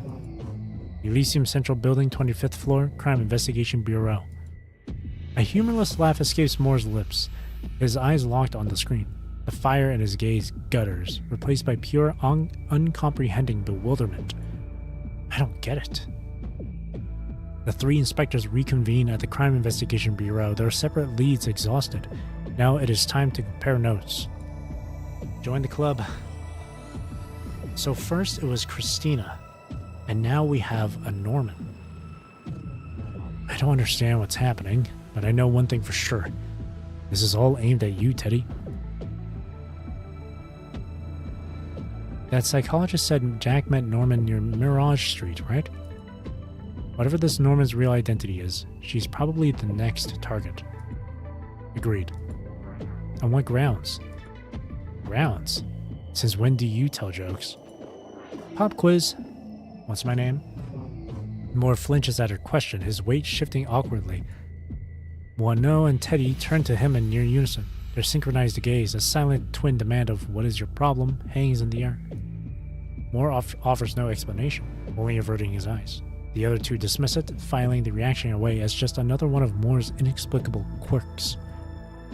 The first victim was Christina, the second was Jack, and now we have this Norman. Jack knew Norman, and I'd bet anything this Norman also knows Christina. I just think maybe we should take another look at these rioting machines. Teddy gives Mono a skeptical look. Didn't you already check that? You said there were no leads. Besides, those rioting machines are just the weapons. What matters is who's wielding them.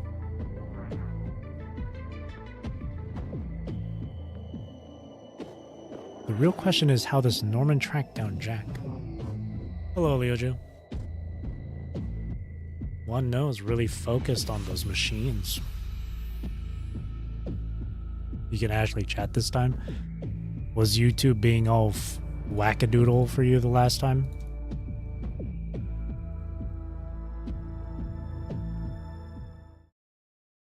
This is such a weird thing going on right now. I'll talk about the story. Not bad weird. This is like interesting, intriguing, good weird.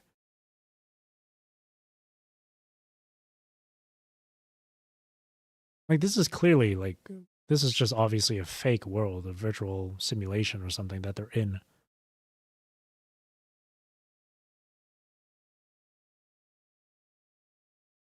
They're all caught in it. They're not aware of it. And people who were aware of it end up, quote-unquote, disappearing. And then one knows just focused on the rioting machines. Just wasn't feeling well, lots of stress. Sounds rough. I hope things have been going well for you, though, at least. Hope you're feeling better. John. Teddy and Moore speak in perfect unison. Were John's patient records digitized? And yes, that is an owl statue in the back. Yes, both digital and physical copies. She must have pulled Jack's information from the psychologist's database. A look of realization crosses Moore's face. She's the one who reported Jack's case. She's the reason he went into the sewers. So now we just need to meet with this Norman. The question is, how do we find her? Our last hacker, Christina, was a complete ghost. No resident records, bank cards, rent history, grocery purchases, surveillance footage, social connections, health insurance. On paper, she doesn't exist. If we hadn't found her body, we'd never have known she was in Elysium. If modern society is an ocean, these hackers aren't fish. They're supernatural tentacled creatures that bend the water itself. Ooh, that's a nice way of putting it. Wow. The truth crashes into Moore with the force of a tidal wave. The two women beside him are the very supernatural tentacled creatures that bend the water itself he just so carelessly described.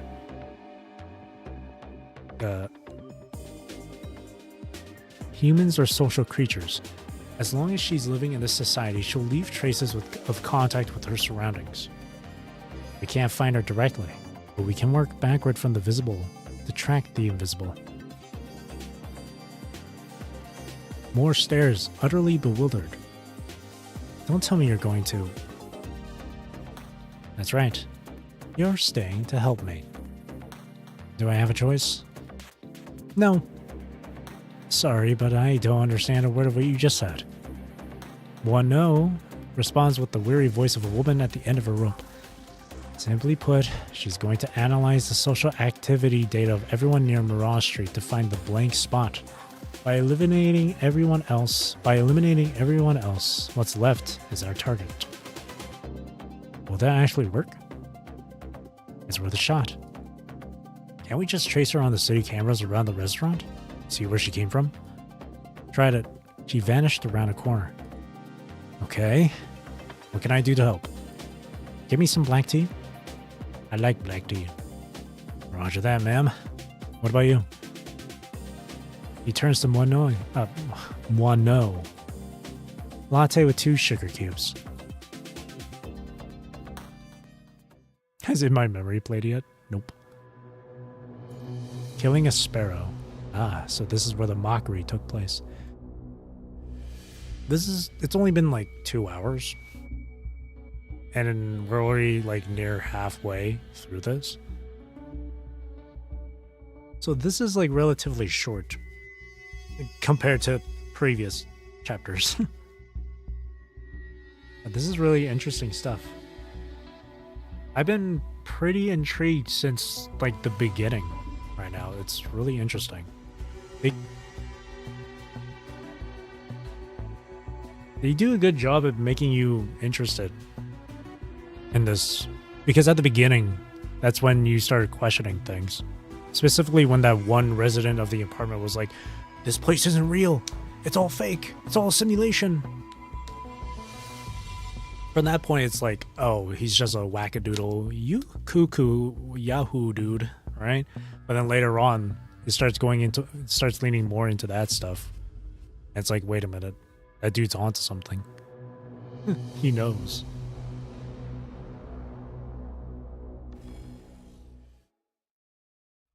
Mirage Street, Elysium. My guess is that the real Teddy is like entering into this fake world, trying to get people out of this or whatever. I don't know. And someone's killing her off, trying to prevent it. I don't know. I feel like the real Teddy's just infiltrating and trying to fix this situation. That's what it feels like. If there's like a Christina and then there's a Norman, that just tells me that was 2 other Teddys. Mirage Street isn't exactly a popular destination, but that worked in their favor.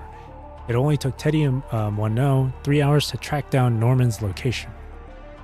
Now the 3 of them advance down the street. Their target, a warehouse among the buildings. So this is where Norman lives. Wait, I've got a question.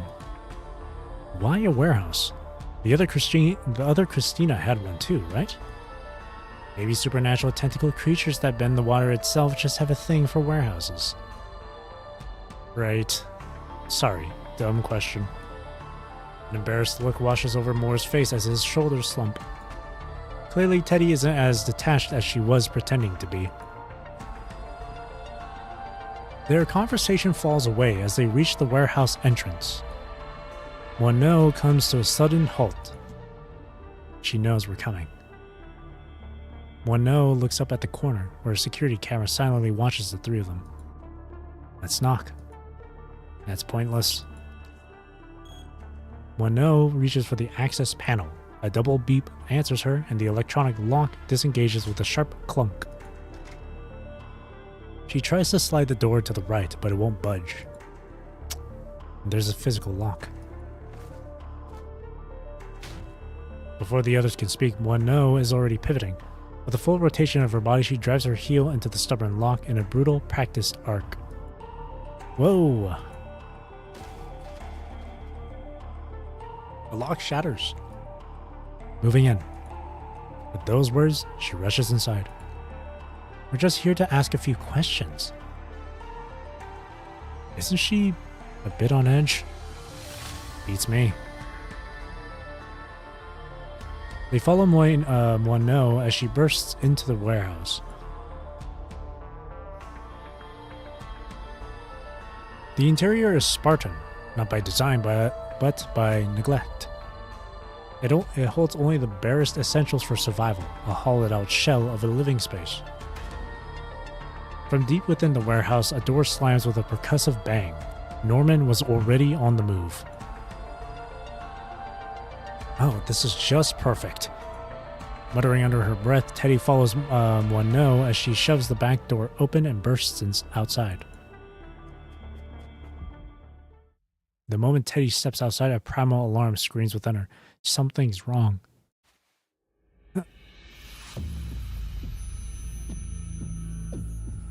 Her visual module glitches violently. A strobing mosaic of red, yellow, and purple mosaic. Neural pathways scream with static, and the command to stand dissolves into a scrambled shriek of feedback. Control abandons her. Her limbs buckling, Teddy crashes to the ground. The sound of the collapse makes Wano spin around. What's going on? Moore arrives fashionably late. It fires attack targeting constructs.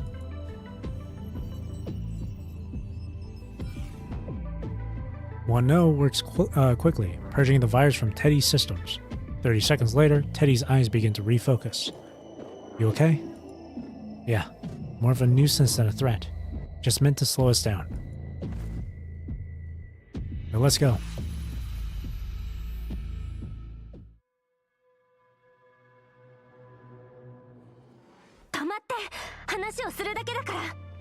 あなたたちはこのまま追って、私は別の方向から行くわ。わかった。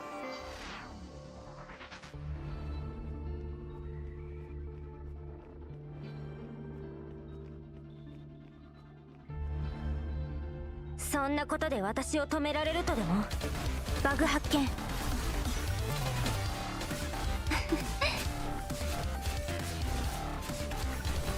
ハッキング。バグ侵入開始。クリーンヒット。やるじゃない。なら次は私に任せて。侵入開始。バグ発見。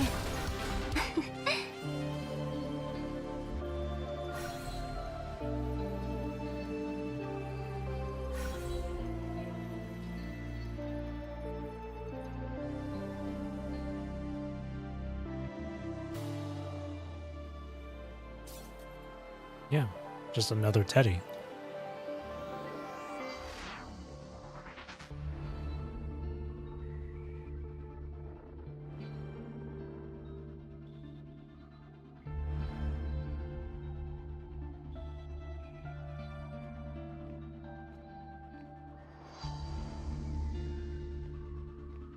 Where did it go?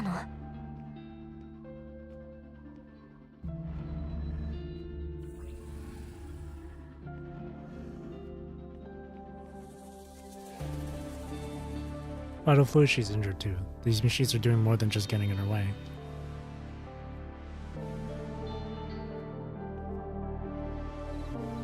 Rested here for a while, then headed that way.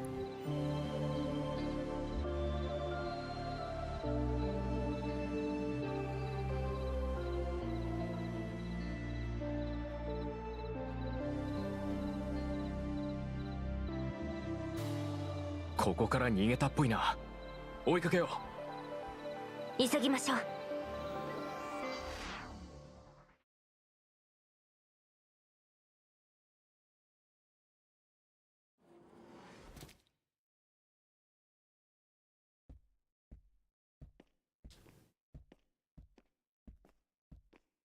追うわよ。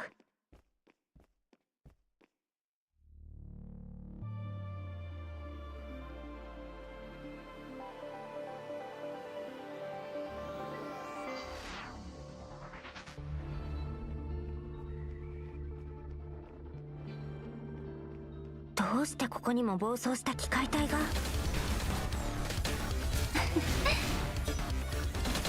ハッキング、データ削除、バグ発見、クリーンヒット。やるじゃない。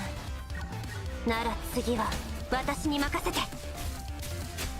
ハッキング、バグ発、データ削除、侵入成功。 Oh, what the hell? あれ、機体がデジタル空間。お前どうして機体が変わってるんだ。あっちに行ったぞ。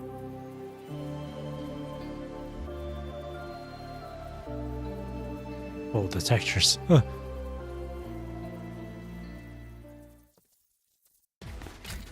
Ooh.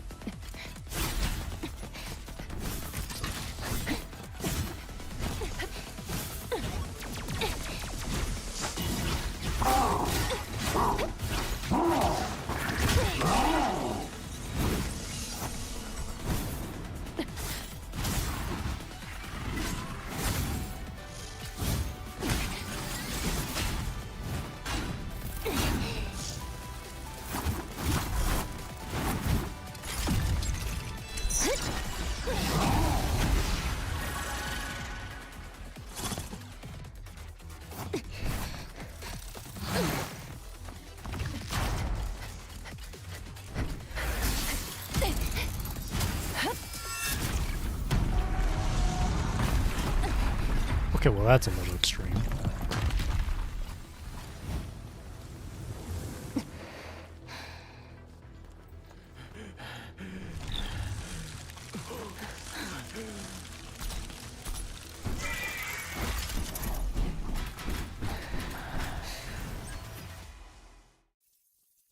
It's こいわね。ゾンビコンピューター陥落。ワームリンクカフカ、デジタル空間。隙だらけね。偽りを破壊する。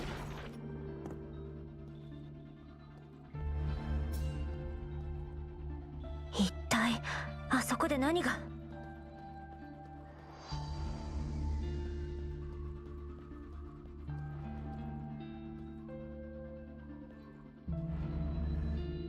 間に合わなかったわ。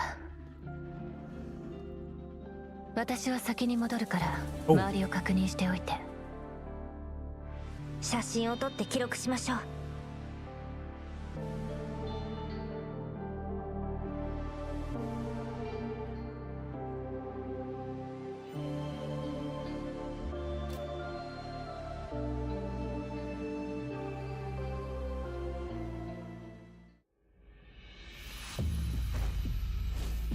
As the final writing machine clatters to the floor, Teddy allows herself a soft sigh.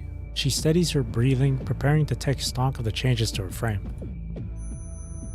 Suddenly, countless streams of data materialize, a digital deluge overwhelming her mind.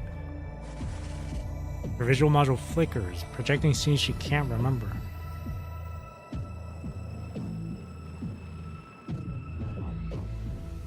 Aww.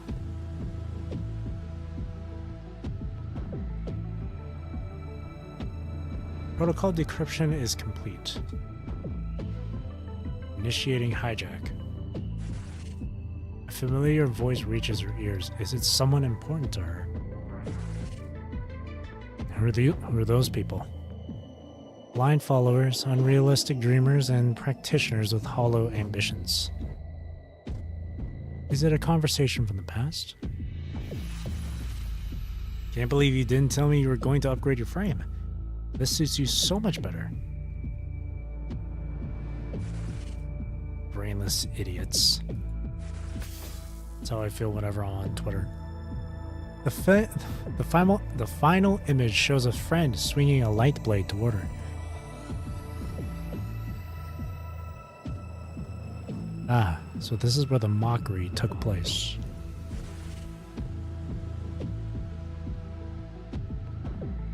The phantom noise and images fade, allowing the world to solidify from the darkness as the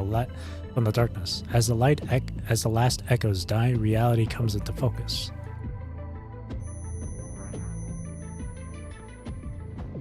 The remains of riding machines, scattered and silent, with more picking his way toward her through the debris. I'm fine. Oh, she's back to... Her consciousness has returned to her familiar frame. That new frame which should have existed only as a data draft.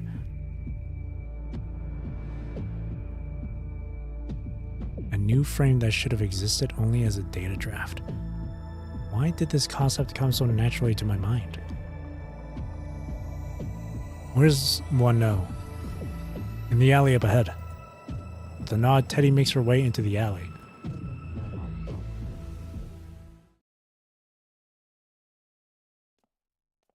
A profound silence hangs heavy in the air.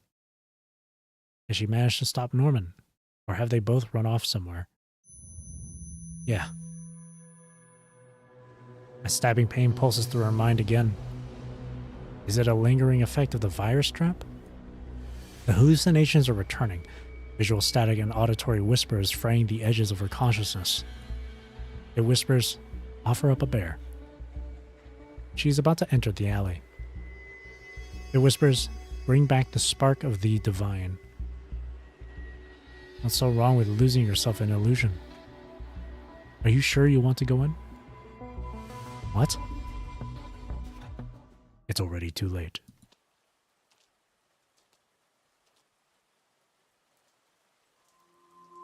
Rounding the corner, she finds a scene of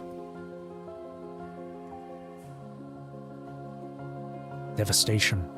The wreckage of rioting machines litters the alley, walls scarred by claws and energy weapons. The acrid smell of burning hangs thick in the air, pierced by slanted neon beams from the billboards outside. In the center of it all stands Moineau, head bowed. Before her, Norman lies motionless in a pool of her own vital fluid.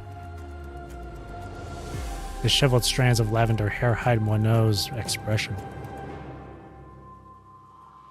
But nothing can hide the crimson on her hands, Norman's vital fluid. Moineau. I was too late. The riding machines were too fast.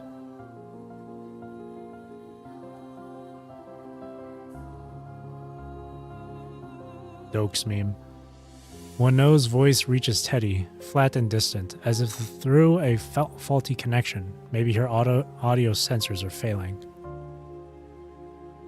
Can you check the area? I'm heading back.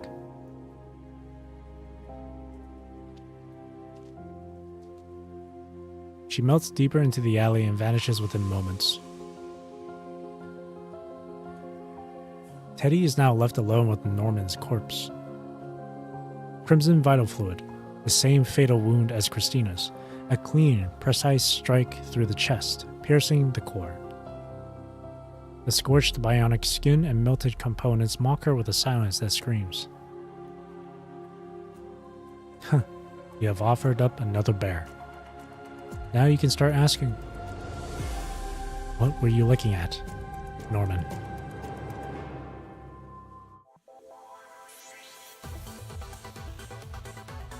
I would gladly embrace death. So interesting. Night talk. All I want is to protect Elysium, this city. I'm gonna guess that's what Moineau is saying.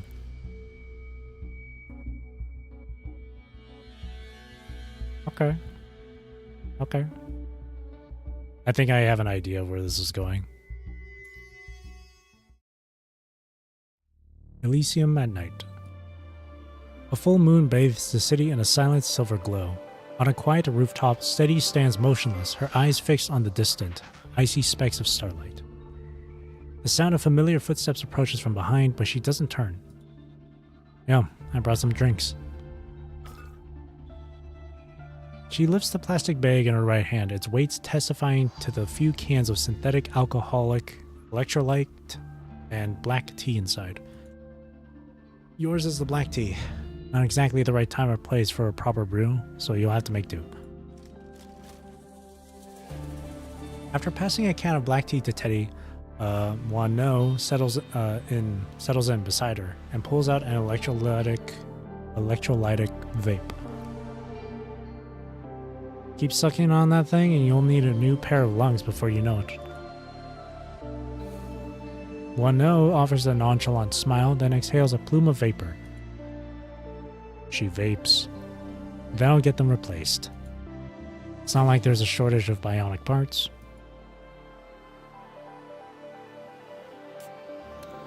The can of tea hisses as Teddy opens it. She brings it to her lips for a small sip. "Has Norman been taken care of? I thought you weren't going to bring that up tonight." The body's at the HQ morgue. The forensic investigator's on it, and Moore's writing the report. But I doubt they'll get anything useful. That body was a perfect copy of Christina's. Sorry. What are you apologizing for? I was too late. I couldn't stop those rioting machines. Moore and I see it the same way. With those words, a heavy silence falls between them. What was she hiding? Why did she have to run? And why were those machines hunting her? There are too many loose ends. It feels like we're missing a layer, something deeper we haven't even scratched. The cause of the derealization disorder, who's controlling the machines, the link between Christina and Norman's names and faces. We've got nothing. Teddy sighs in resignation and crushes the empty can in her hand. And then there's Jack. What about him? He's different from both Christina and Norman. His wounds were not the same. The memory of that illusion flashes behind Teddy's eyes. Wano's drone, the unfurling blade of light, its lethal lunge toward her. His wounds didn't show any signs of high-temperature burns. A sudden dryness tightens her throat. She cracks open another can of tea, takes a bracing sip, and finally speaks again. Plus, Jack had a normal, verifiable life history in Elysium. He was not someone who just appeared out of nowhere. So you're saying he was just an ordinary person caught in the crossfire? I've been thinking, maybe Christina and Norman weren't actually killed by whoever's controlling the rioting machines. Teddy proposes the hypothesis in a half-joking tone, glancing at Wano for a reaction as she finishes. With the electrolytic vape between her lips, Wano scratches her head in frustration. That just makes this mess even more complicated. And your evidence? Nothing concrete. I have a much simpler theory. She rests her chin on her hand, explaining methodically. Jack isn't a construct. There's no need for special methods against him. The writing machines alone would be more than enough. It is a possibility. Wano is about to take another drag from her electrolytic vape when Teddy snatches it away from her.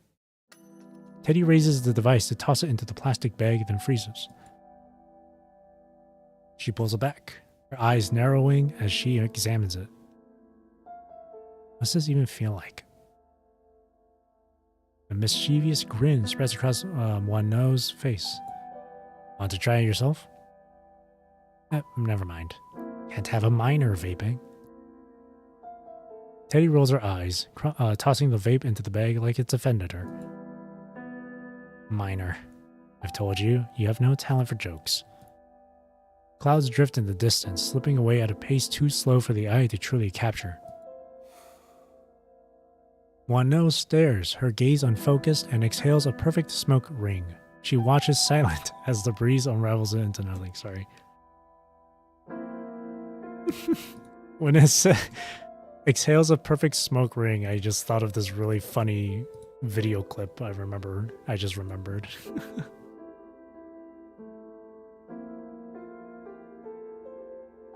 No. Why did you become an inspector? The purple-haired woman hesitates, carefully weighing her response. Perhaps because this is the only place I have. Sparrows don't migrate. Limited flight ceiling, can't travel far.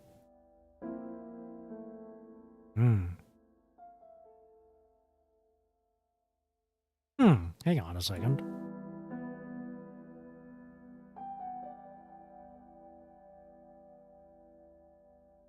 Oh, her name is actually just an actual bird. Sparrow, yeah. The house sparrow. How do you pronounce it?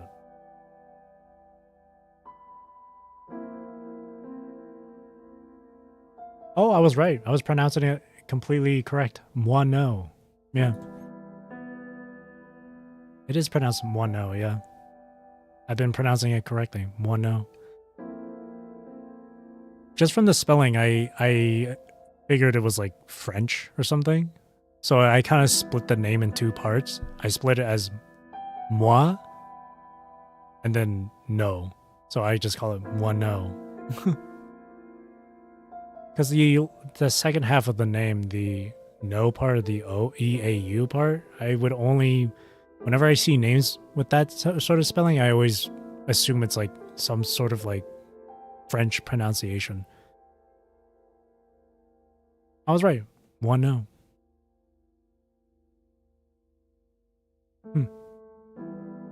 She lets out a self-deprecating chuckle.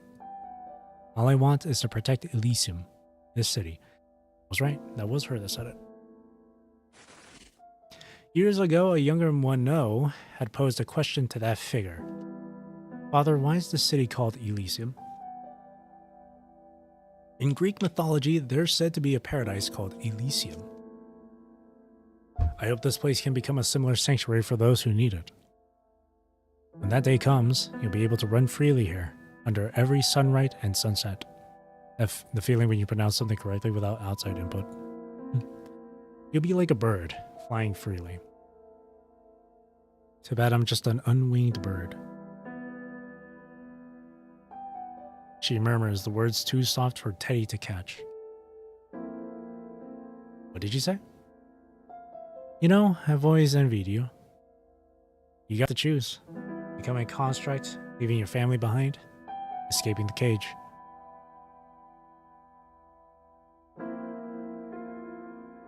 What's the difference?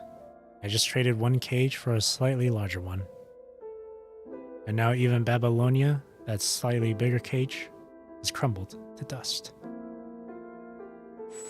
A stabbing pain pulses through her mind again. Humanity clawed its way out of the Great Depression into a golden age. The world government was barely established. Then someone decided to start a global nuclear war. The surface was scorched and the surviving cities went into lockdown. No, that's not right. That's a history fabricated for this world. So Eden 2 became the sanctuary in the sky, with the elites fighting for a spot on their glorious Noah's Ark. Even the Ark sank in the end. Ironic, isn't it? Deep down, something is screaming, "That's not right!" Her face is a stark, smileless void. So go ahead and mock the very idea of cages. People are always trapped by something. Dokes me, Mia. I know what you are. If you want to fly, then fly. You're a sparrow, after all. A hearty laugh escapes Moineau, sparked by Teddy's words. You know what? That is such a Teddy thing to say. Something about this reality ain't right. I just can't prove it yet. Not everyone sees the world as darkly as you do. Well, I suppose I can never match your particular brand of sharp-tongued superiority. So the whole Babylonia falling 10 years ago thing, just that little part is true in both reality and in this fake world, but the details before and after are different.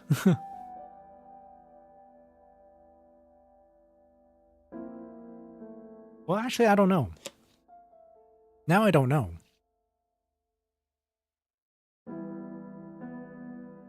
Is this truly a time skip from the previous chapter, or is this just some... Then again, this is a main story chapter. There's a reason that it's here. There's a reason it's a main story chapter. Tell one truth in the middle of a few lies to cover it up. And that's how you truly can tell a lie. That's so weird.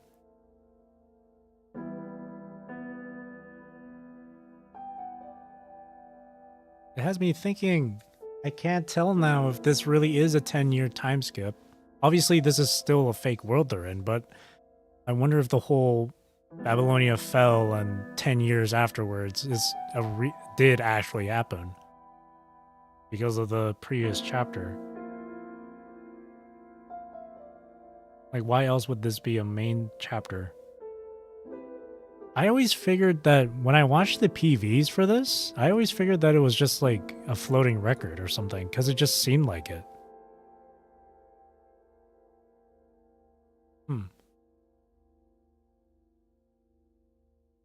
That's debatable. A wave of even louder laughter overtakes Moineau, leaving her breathless. When it passes, her face goes still, the mirth draining away to reveal perfect, unsettling neutrality. Remember when we first met? You were just this tiny thing tucked away in a holographic cyberspace, teaching yourself to code all alone. Stop talking to me like some wise elder. It's gross. Moineau offers no retort. Not everyone can break free from their cages. Moineau pulls out another electrolytic vape, her next words lost to a sharp inhale. Without waiting for Teddy's response, she's at the rooftop's edge, turning to face Teddy. Let's call it a day. I'm not going to sacrifice my nightlife to more work. Moineau tips backward into the void, her body swallowed by the night. Her final words and a ghost of vapor are all that remain, lingering for a moment around Teddy before dissipating. Then the falling bird soars upward, borne aloft by her drones that carry her into the distance. Teddy remains perfectly still, a statue watching the drone's fading light trails until they are extinguished by the dark. Only then does a hint of sorrow enter her eyes. Can I trust you, Moineau? Moineau. The truth. Now this is the one with this extra stage achievements. And so it says, make no more than 5 mistakes during the deduction process. And the description, oh well, I'll read it when I get to it, I guess. The truth. Don't trust your memories. Nani? Crime Investigation Bureau, Elysium Central Building, 25F, or 25th floor. After parting with Moineau on the rooftop, Teddy returns to her office. She faces the broken parts on her desk, visual modules from the writing machines. Her custom programs strain, running multiple decryption methods at once to restore the video files. She needs to know what happened in that alley. The image of Moineau wielding her light blade flickers through Teddy's mind, constantly teasing her thoughts like a fish that nibbles bait without taking the hook. Moineau did it. Hello? I just can't prove it. Why am I seeing this? Did her virus program create a temporary link between our visual receptors? If she did this, what's her endgame? Suddenly, she remembers her own words to Moineau from earlier. There are too many loose ends. It feels like we're missing a layer, something deeper we haven't even scratched. Something deeper. Teddy inserts the storage chip retrieved from Christina's warehouse, projecting a series of blue data interfaces across the room, just like the night before last. Let's see what you've got. Her fingers dance across the keyboard, lines of code materializing in rapid succession. Show me what you're hiding. Yet the expected battle never comes. Her 7 prepared decryption methods prove useless. The system's security dissolves at her touch, parting like a curtain to grant immediate access. The core data yields without a fight as readily as her own personal files. This is... Below the surface lies a labyrinth of heavy encryption. Data that requires a secret key to unlock.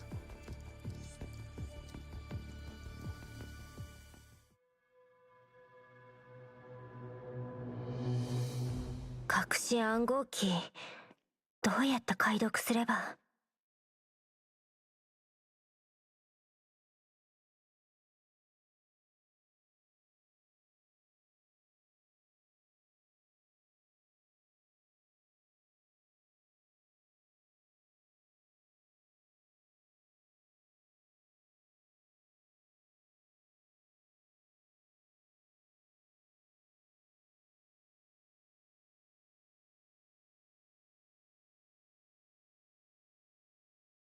What the hell? もしかしてこうするとか。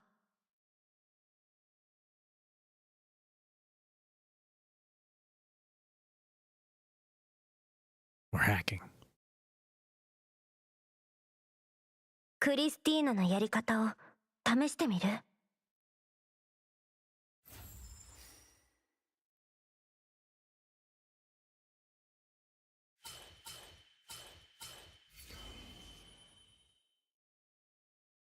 どうして彼女がこの解読方法を知っているの？ Because she is you and you are her. まずは手 Me がか is りを you, 整 you 理 is しない me. と。I am you, you are me. Rush Hour. Rush Hour 3, right?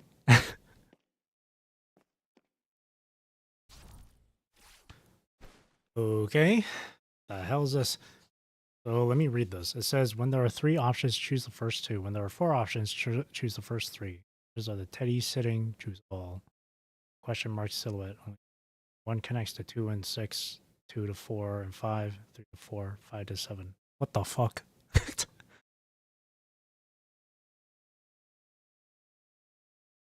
They're not numbered. Come on. Wano killed the young girl Norman. She had penetration wounds, burn marks on her body.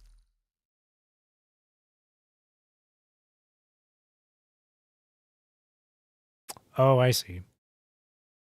The death of Christina. The victim's body had multiple wounds, mostly scratches inflicted by corrupted. Fatal injury was a puncture wound with burn marks around its edges. The fatal injury was a puncture from behind, directly piercing the core.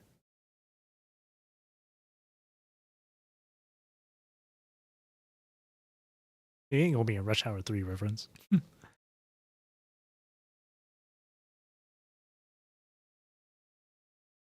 Death of Christina.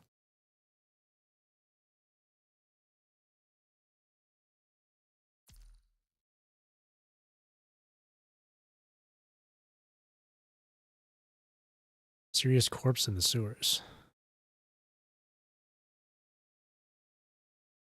During a recent consultation, the victim met a mysterious girl named Norman. They talked and agreed to meet again.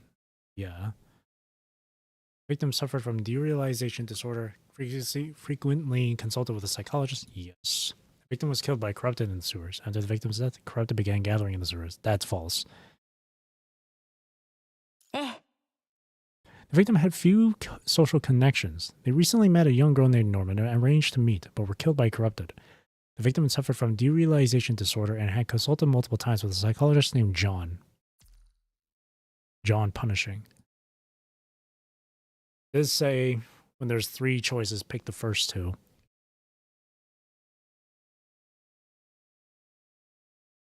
I mean, I feel like all of these are true. But first 2, I guess. Huh? Okay, you lied to me. Eh. There we go. Yeah, see, it was all 3. Why is it telling me to pick all? Oh, the exceptions are the Teddy sitting. Choose all of them. Well, okay, well. The victim's body had multiple wounds, mostly scratches caused by corrupted. The fatal injury was a puncture wound from behind that pierced the core directly and caused burning damage to the surrounding components. Death of Norman 1-0 killed the young girl Norman. Penetration marks. Let's just leave that alone. Reality or simulation? Norman questions the reality and has consulted with John. Corrupted mechanoids are hunting Norman. Norman fled upon seeing the inspectors.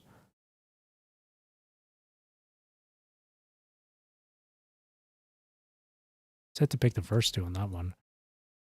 Elysian Blueprint. Victim had collected numerous city blueprints and sensitive data. Victim began questioning the reality of the world and developed derealization disorder. The dead often disappear. That last one. Eh. The victim suffered from derealization, collecting numerous in the city. Damage corrupted. Victim kept unusual hours, leaving early, returning late, was not familiar with any neighbors.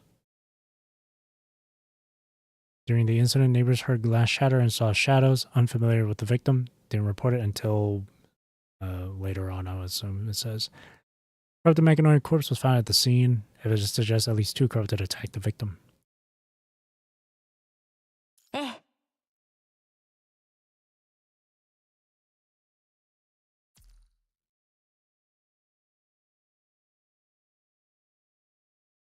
Eh.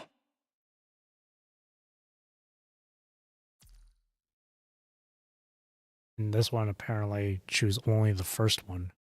Informant behind the scenes. He discovered the person who reported it couldn't be traced. Eh. Remains unknown. Methods of concealing their identities are highly sophisticated, suggesting they're deliberately steering police attention toward this case. I'd like to think that mysterious informant is actually just Teddy, but from like the real world Teddy. Like she's just entering into this false world to try and stop whoever's behind it. That person being, I mean, they kind of just, the game kind of just tells you already from the boss challenge. So that much is obvious.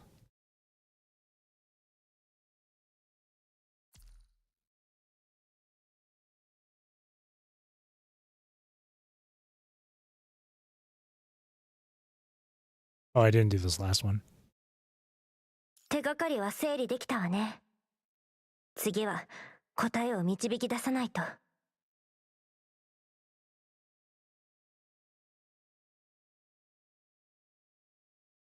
One connects to 2. Find the connections.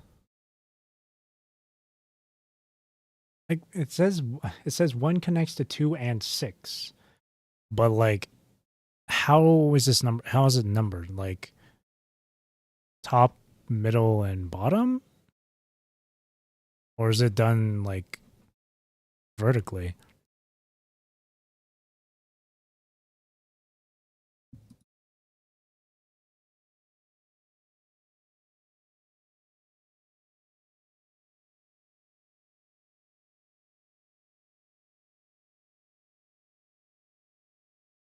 Questioning the reality of the world was one of the reasons why both victims were attacked.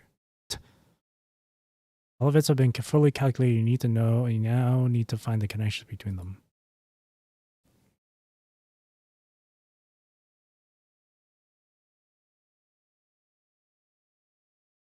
May be connected to the case. Victims question the reality of the world. Someone may be hunting people.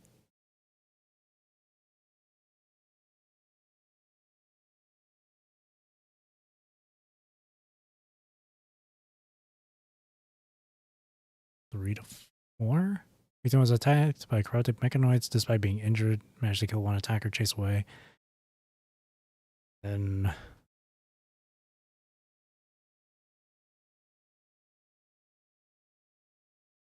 oh, I see. This one. There we go. I was making the. And then it was 5 to 7. もうどうして There we go.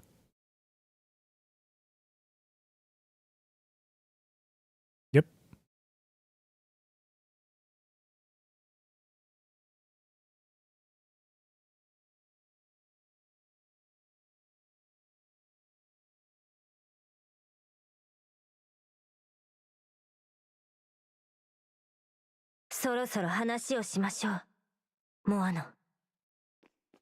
See, I was right to have the dokes stare at that moment where she's like, I was too late.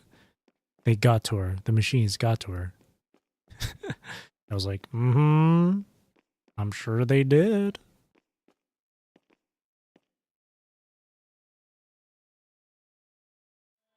A certain detective once said, elementary, my dear. Oh, okay, never mind. After eliminating the impossible, whatever remains, however improbable, must be the truth.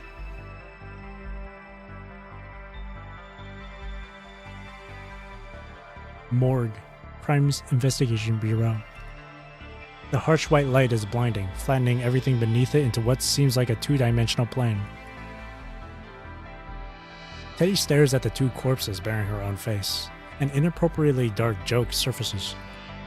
There are 3 people in the room, but only 2 Christina Normans. One no. Under the sterile light, her very words sound sterile. She recalls the information she had deciphered from the deep data not long ago.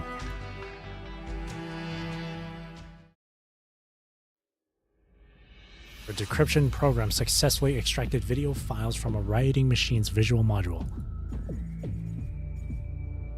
The recording played out from the machine's perspective. It moved with rapid darting motion, sweeping past Moore and Teddy before entering an alley. Ahead, 3 rioting machines blocked Norman's path, while one no descended from above behind her. A ring of her drones hovered around them.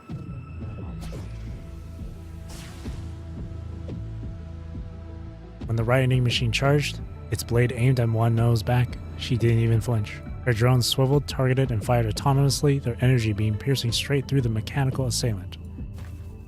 It collapsed to the ground, its final visual feed locked onto the 2 figures in the alley. Suddenly, the 3 machines blocking Norman were destroyed by drones that had slipped behind her unnoticed. Before she could react, several drones forced her back against the wall. She had nowhere to run. Oh no! You. The drones flew to Wano's arm, transforming and reassembling into a light blade extended from her wrist. Silence, imposter. In the next moment, she plunged the blade into Norman's chest.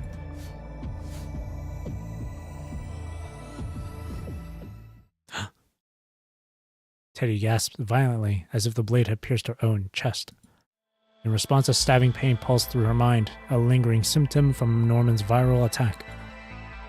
Beside her lay Christina's deep data interface, revealing a single line of text. Don't trust your memories. With unsettling ease, Teddy decrypted the data using her most familiar key. Teddy Decryptor. The fit was perfect, as if she had been its original architect. When they're saying don't trust your memories, they're saying don't trust the memories of Elysium. I would assume. The morgue's frigid air hangs heavy, a sterile blend of formalin, disinfectant, and the false cheer of lemon-scented cleaner. Lemon Pledge. I am a memory protection program created by Christina Norman, codenamed Teddy. My purpose is to activate when the host's memories are damaged or under attack. My objective is to assist Teddy in recovering her memories. For reasons yet unknown, this program has now acquired physical form. A program gaining physical form. Isn't the answer obvious?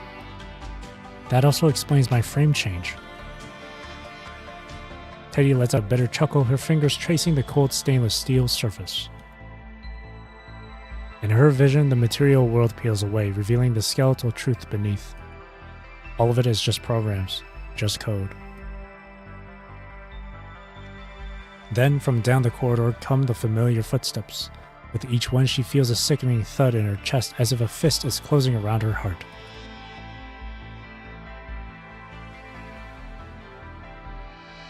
That familiar voice reaches her, yet to Teddy, it now sounds utterly alien. How much do you know? Teddy lets out a soft, sardonic laugh. Enough to be demanding answers from you, Wano. Why did you kill them? Wano turns her head away, a subtle shift to shield her expression from Teddy's gaze. What's wrong? Not going to answer? Why can't you just stay in your cage? As if the words struck a nerve, Wano's head whips back toward Teddy. That's not what I... But in the next instant, a torrent of data surges from Teddy's fingertips. It's pointless.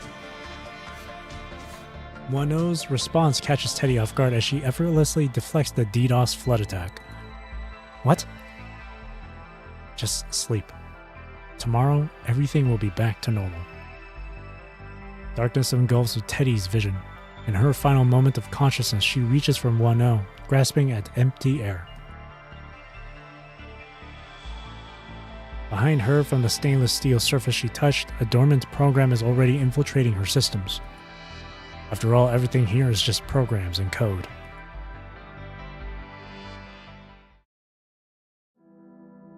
The TV mumbles the news, but Moore's mind is elsewhere. His hand, groping for the glass on the table, sends it tipping. The sound brings Aline into the living room, where she finds Moore already mopping up the spilled water.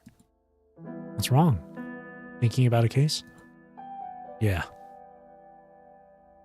You need to head to work soon, right? Try not to be late. Moore stares ahead, his expression still distant. Seeing him like this, Aline furrows her brow with concern. Yeah, right. Ever since his talk with the psychologist, strange images have been haunting his mind. And what was your occupation before you came? I was stationed at... Stationing. What? Who was stationed with him? Crow and Collie. Who are they? Aline. Conversation. Before his thoughts can fully form, a knock sounds at the door.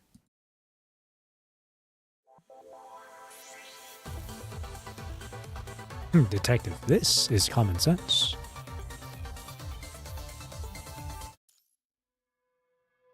Oh, we're already at the halfway point here. Huh.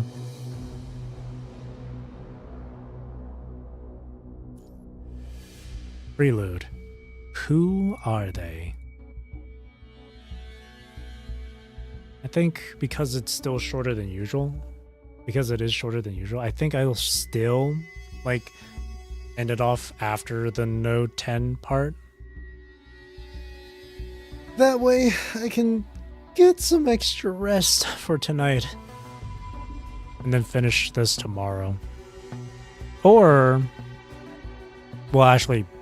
no, it'll still be the same thing. Because I still got weeklies to do. I still have... Well, it's only Warzone and PPC I got to do.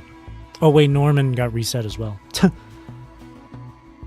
So those three.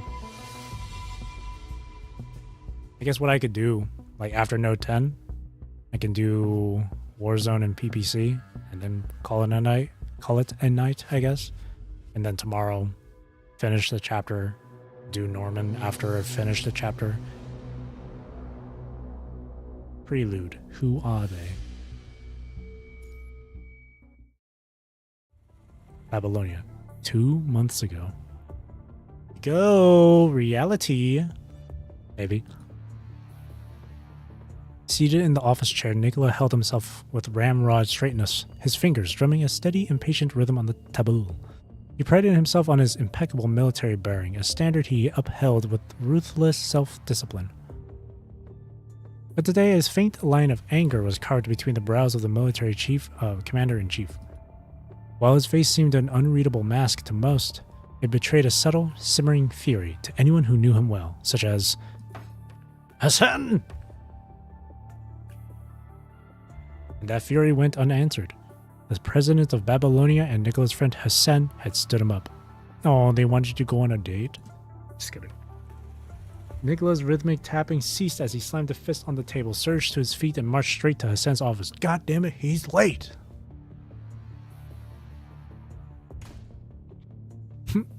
Today we plan to play some video games.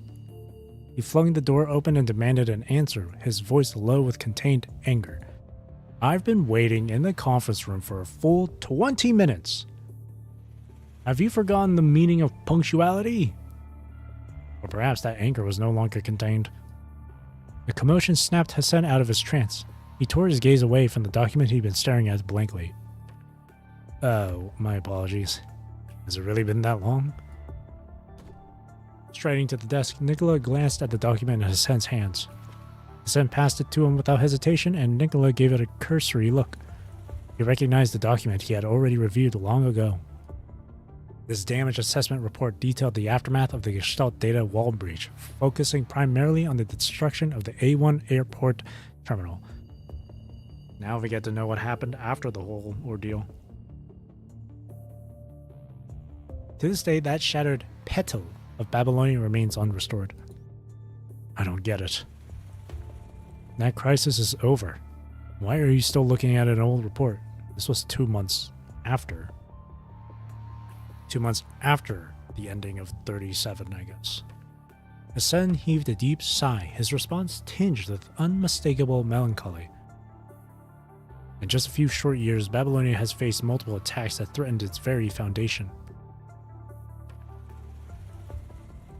First, the Luna incident, where Huashu infiltrated Gestalt and seized control of most of its processing modules. He completely severed Gestalt's ability to regulate Babylonia's power systems. Fake Ascension. Then Ballard, with 7,295 unguided ballistic missiles still aimed directly at us. Peak, Aeon Reforged. One push of a button from the Forsaken and we could be shot down at any moment. And then there's that thing that showed up from behind Gestalt's data wall. That was Source Beacon, right? We've been walking a tightrope over an abyss this entire time. You know what those politicians and wealthy elites are saying? I don't need you to tell me. Keep the battlefield on Earth, they say. They'll let it disrupt our lives in Babylonia. Fools. Nicola fell silent for a moment. But our position is improving, isn't it? His words held an indefinable hope, caught between a question for Hassan and a statement of fact. We've developed new central purification filter technology. The conservation areas on the ground are gradually replacing their tower cores, and we're establishing new safe zones. I was about to say something, but then I immediately just remembered. I was like, he didn't mention the tower? But then I remembered, oh wait, the timeline got rewritten where the tower doesn't show up in this timeline. I completely forgot. I was like, what about the tower, bro? But no, in this case, the tower has not shown up. It will not show up for a while. Construct tech is advancing as well. Doesn't the Science Council have a new technology for the mind? The first frame to be equipped with it is Liv's new frame. Back to the stuff with the mind. That will depend on whether Usabeni approves it. Knuckles meme. Approved. Okay. We return to their previous topic. Regarding the agents, Vonnegut has disappeared. Yep, he's not dead. And Luna isn't showing strong hostile intentions right now. Yep, we made a truce. We had a little truce. The tower may have been gone, but a lot of the events from the tower forward still happened. Such as, the stuff with Ballard. The stuff with Polaris Bond. All that shit still happened, just without the tower being anywhere. Hell, even the stuff from Chapter 30, that shit still happened with Luna and all that stuff. That still happened. The only difference, there are, of course, two major differences. One, the tower not being here, and two, Cradle being just on the sidelines right now. By any measure, the situation is stable and improving. Maybe it is. Nicola raised an eyebrow. He sensed Hassan was holding something back. You think there's another crisis coming. No? You're certain of it. Why? Some members of parliament are growing restless. Corona again? No, it can't be. Corona isn't worth this level of concern. Corona is a hyena chasing after scraps. You can control them with bait, and once they're full, they're no threat. Handle them correctly and they'll cough up everything they've swallowed, stomach acid included. Sometimes they'll even fight for you. But these ones are different. They're far more dangerous. Who are they? That's the problem. I don't know who they are yet.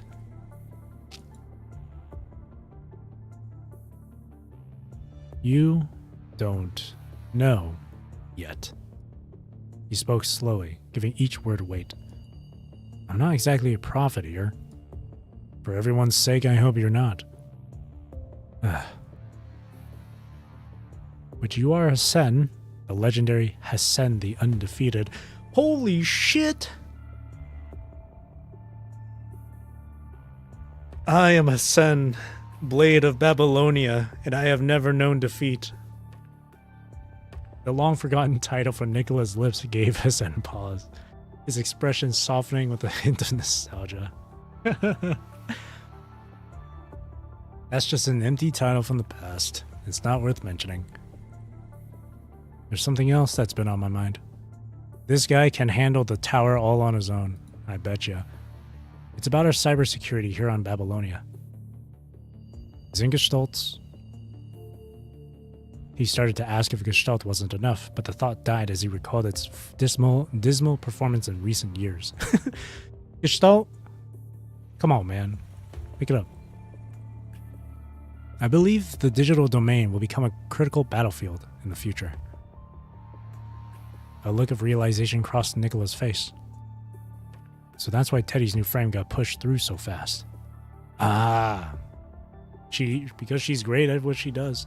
Giving her a new frame will definitely help a lot if it's going to be a cybernetic battle, I guess. Well, she is quite wealthy herself. But yes, that is the reason. From what I hear, her new frame should be almost ready. About 80% complete. I'll be assigning her a mission after that. What kind of mission? She'll be looking for facilities with sufficient computing power. Do you remember what came before Project Gestalt? If I'm remembering right, was it the quantum network and artificial intelligence engineering? Close enough. The full name was Quantum Neural Synapse and Advanced AI Matrix. It was a supercomputer and AI project led by the Science Council in collaboration with universities and research institutes worldwide. And Gestalt, it needs two key things to be what it is. First, it has to be a quantum supercomputer. Second, it needs to have advanced artificial intelligence. What's this got to do with Teddy's mission? I want her to find me a quantum supercomputer that doesn't have the AI part. Oh, look at that. Hassan's anti-AI as well. You don't trust Gestalt? You don't trust Gestalt. I never said that. Your actions suggest otherwise. That is your assumption. Nicola let out a resigned sigh. Why not at least wait until her frame is ready and switched? No need to wait. This mission is exactly what she'll need. Why would you need a quantum supercomputer without an AI? It's just a precaution. What is... So interesting.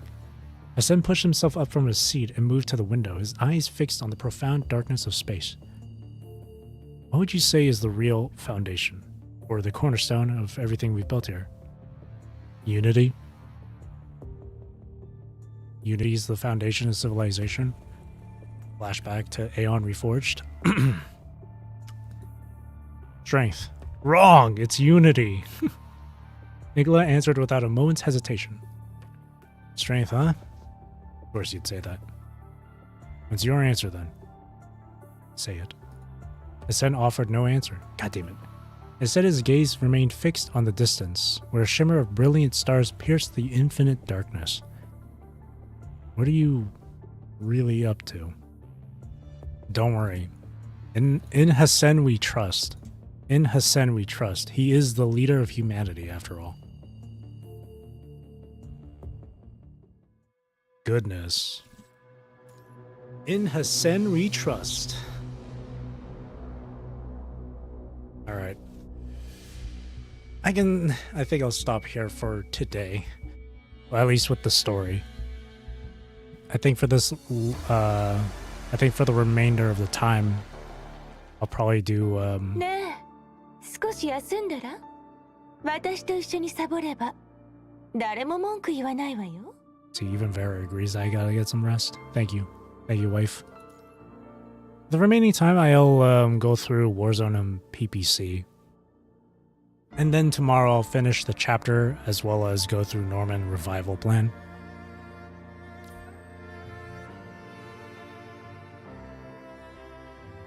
Man, I look at everyone's scores here and... Angel of Zera? What in the Yu-Gi-Oh? That's a Yu-Gi-Oh card, bro. Seriously, look at this. 23 million, bro?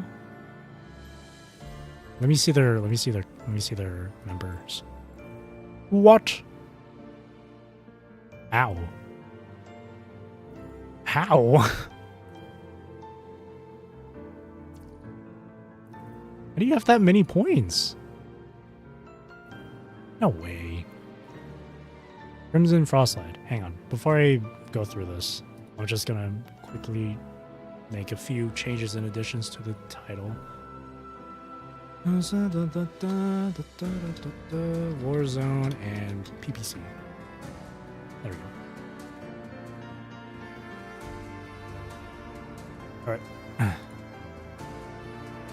Go through Warzone, PPC, call it a night, continue the chapter, as well as do Norman tomorrow. I also don't have Teddy. I just remembered. I still don't have Teddy yet. I really should do this. Huh, so I can get Teddy sooner. Use a total of 10,000 event construct tickets? Heck, I don't have that much. Are you kidding me?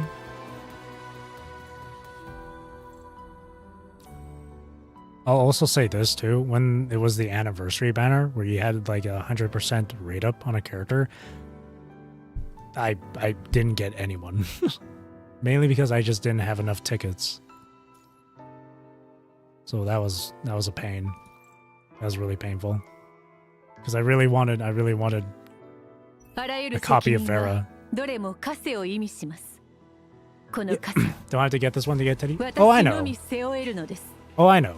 It's just kind of goofy to see that you have to spend 10k, maybe even 20k just to get those points.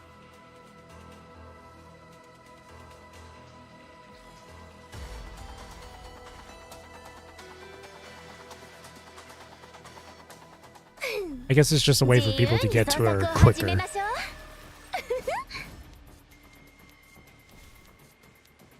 状況を把握でき終わりです。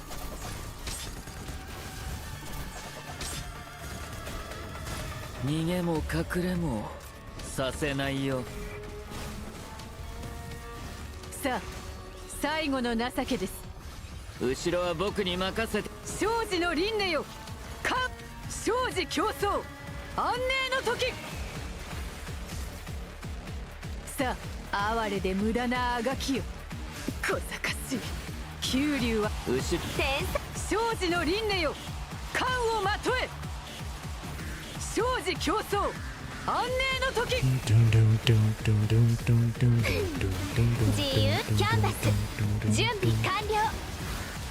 あ、この色で未来を塗り替える。いくつこれが僕の選択だ。天才的なタッチ。終わりです。逃げも隠れもさせないよ。まだいける。哀れで無駄なあがきよ。後ろは僕に任せて。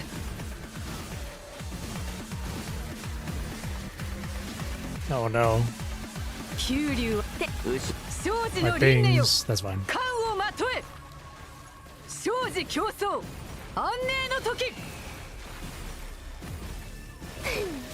自由に操作。私の神髄。終わりです。キャンバス準備完了。この色で未来を塗り替える。いくつ弱点見つけたよ。天才的なタッチ。終わりです。逃げも Where is 隠れ he? もさせない God よ。 damn it. He's underground. This freaking worm. 九竜の意志 Wait, what? 集結戦。小賢しい。 Oh, it's invisible. Wait, it's invisible? No, it's bugged, bro. 自由に創 I 作 have を to start 始めましょう。 over because of that. 弱点見つけ。終わりです。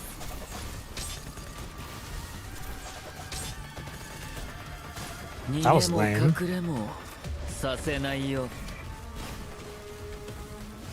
さあ、トアへと歩みなさい。後ろは僕に任せ。 Yeah, 生じの輪 Vasaga 廻よ just disappearing. I thought Vasaga was just like underground or something, but no. I noticed it was bugged because he was still doing these attacks. 準備完了。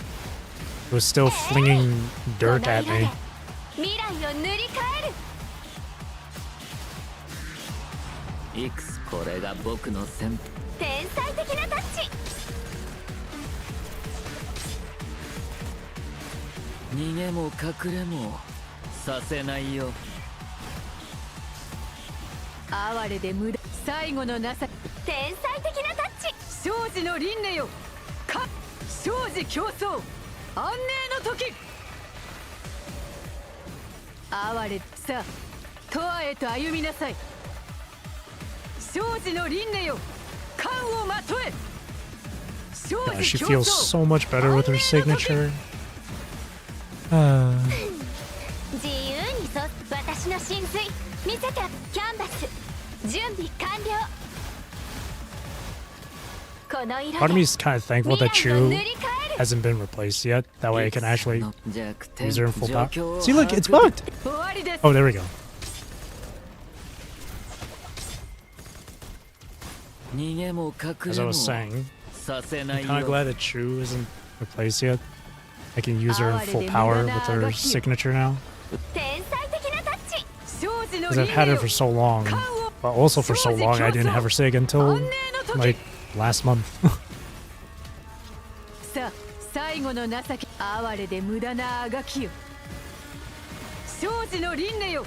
冠をまとえ。生じ競争安寧の時。自由にインスピレーション。終わりで。キャンバス準備完了。当たれー。この色で未来を塗り替える。いくつ弱点見つけ。終わりです。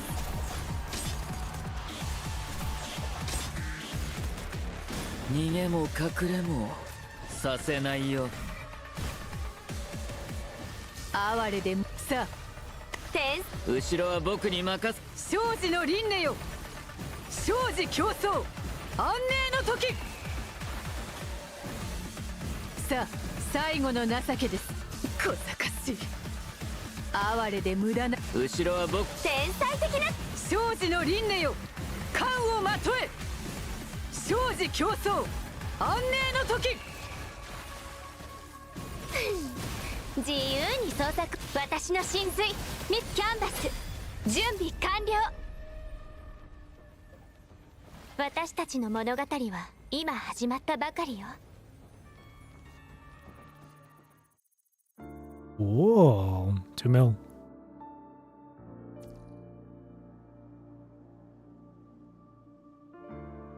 Ah, physical.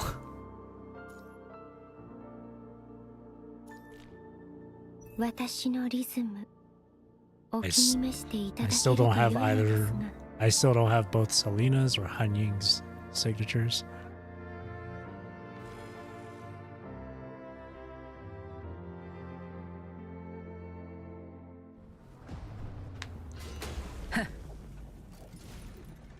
逃げ場はないぞ。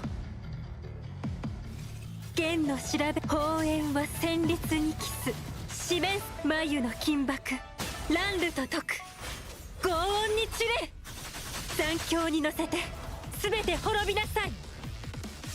羽ばたく鳥共鳴の鶴ね星屑にこの曲を捧げましょう。オーバーチュアはここまで。ライトモチーフを奏でましょう。共鳴の鶴ね即興のレセビブレ終幕のカーテンコール脆弱グレースのこれでお前らの罪を終わらせる。裁きを受けろ。全力を見せてみろ。潰される覚悟はできているだろうな。剣の調べ砲炎は戦慄にキス四面眉の金箔乱流と解く轟音に散れ残響に乗せて全て滅びなさい。強行とここで星共鳴の鶴ねオーバーチュアはここまで。ライトモチーフを奏でましょう。共鳴の鶴ね即興のレセビブレ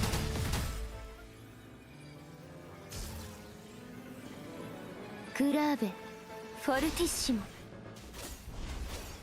脆弱なゴミが戦うにあたこれでお前らの罪を終わらせる。裁きを受けろ。潰される覚悟はできているだろうな。剣の調べ砲炎は戦慄にキス四面眉の金箔乱流と解く轟音に散れ残響に乗せて全て滅びなさい。幅ここで星共鳴の鶴ねオーバーチュアはここまで。ライトモチーフを奏でましょう。共鳴の鶴ね即興のレセビブレ終幕のカーテンコール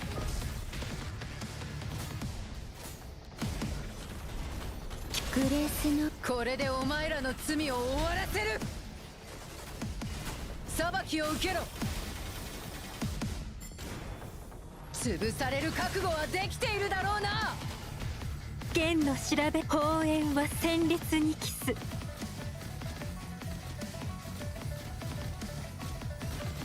砲炎は四面眉の金箔乱流と解く轟音に散れ残響に乗せて全て滅びなさい。羽ばたく共鳴の鶴ね星が共鳴の鶴ねオーバーチュアはここまで。ライトモチーフを奏でましょ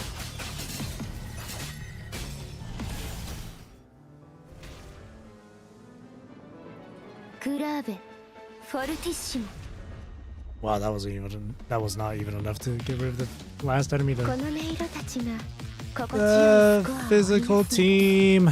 Why? That's crazy. I have Veronica's Sig, Veronica's Cub, hyper-tuned, memory set and everything. But she just does not feel strong at all. Her gameplay is one thing. I personally don't care whether a character's kit or whatever gameplay is simple or complex. I couldn't care less. But I will say if it is too complex, I'm not going to bother with them. Kind of like Virgil and Dante. But when they just don't feel they're like strong enough, despite them being as new characters, because typically new characters are strong, right? It's like, yeah.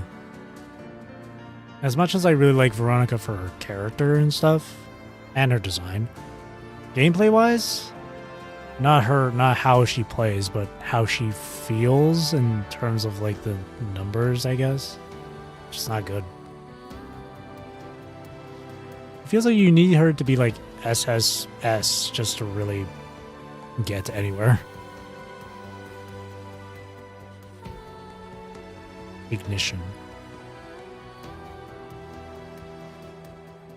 dark damage and dark flow damage. Ooh. That's actually nice. I can try and do dark flow. If I remember what to do for dark flow.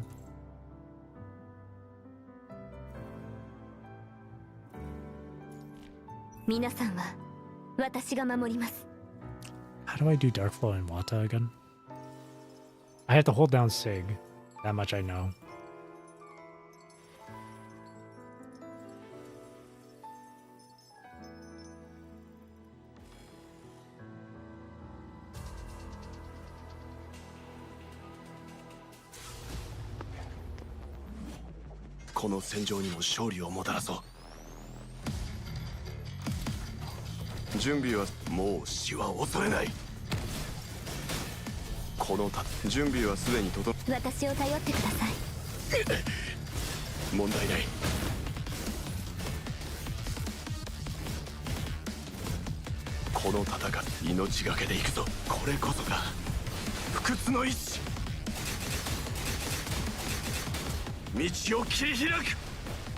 Terrible start.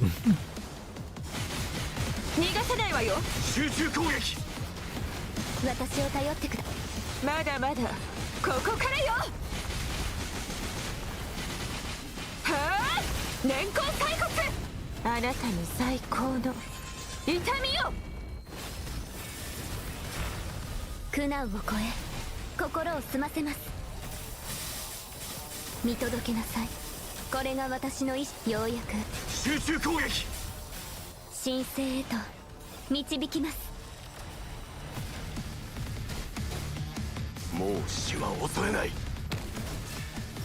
私を頼ってください。生き抜いてやる。道を切り開く。逃がさないわよ。隠れる気。私を頼っ。まだまだここからよ。はあ、年功最骨。あなたの最高の痛みよ。 Oh my gosh. I'm just not doing good at all. 苦難を超え心を澄ませます。見届けなさい。ようやく夢の終わりです。集中攻撃。神聖へと導きます。Yeah, maybe not this then. Maybe I'll just use Fire Team.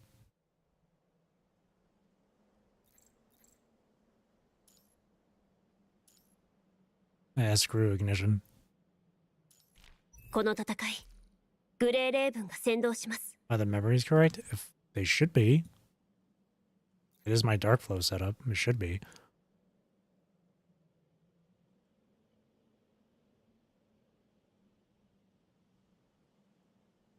Maybe not, actually.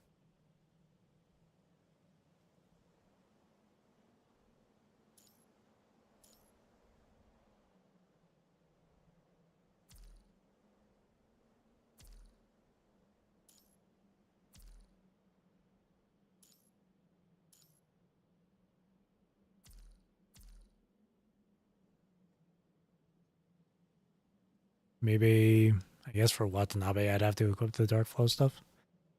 I could swear I remember doing Dark Flow before and it was fine, but has a Dark Flow memory exclusive, does she?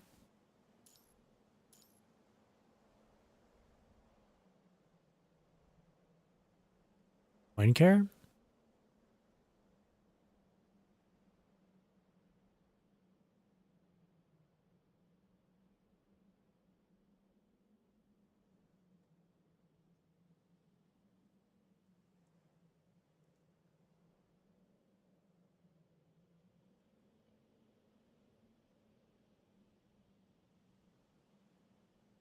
Point care is the only other one.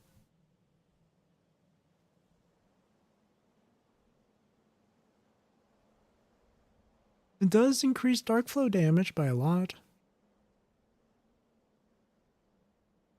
Oh man, I don't think I have enough for hyper tuning either. And I definitely don't have enough dorm currency to get more of the hyper tune stuff either. So yeah, I'll just use fire for now. 刀と剣に情なんか期待しないでね。下がりなさい。So, all good.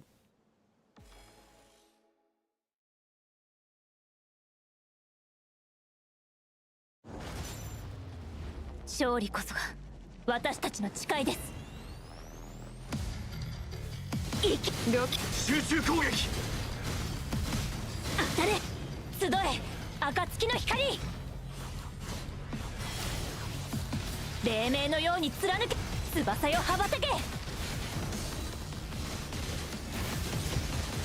行け、当たれ、カラスバのように輝け、黎明のように貫け。紅蓮の集中攻撃。集中攻撃。彼方まで越え行け。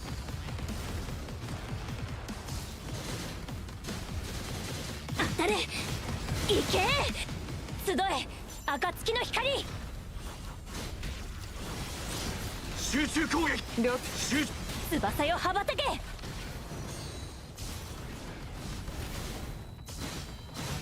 行け、カラスバのように集中攻撃。どきなさい。集中攻撃。ふっ、彼方まで越え行け。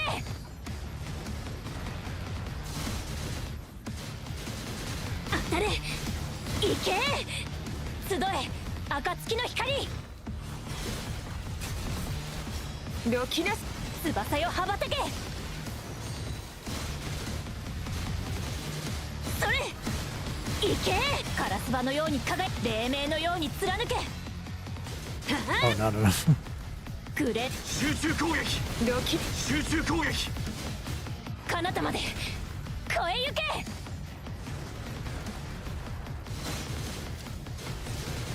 行け、当たれ、集え、暁の光。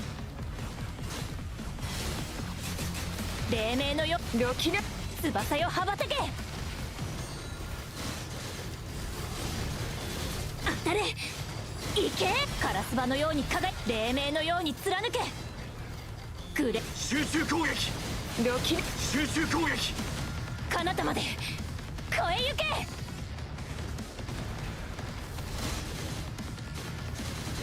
行け、それ、集え、暁の光。集中攻撃。どきなさい。翼よ羽ばたけ。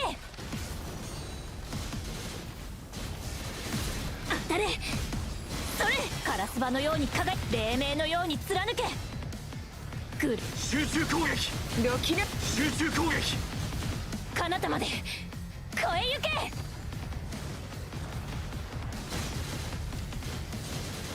それ、当たれ、集え、暁の光。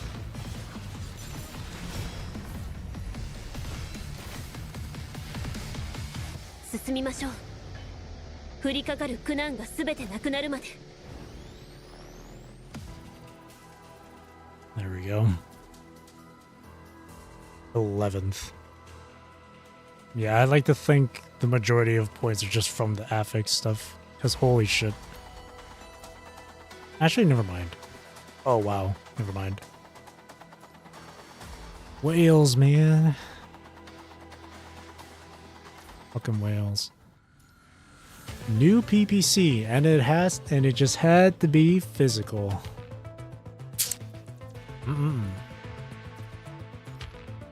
It just had to be physical damage, huh? Man, that sucks.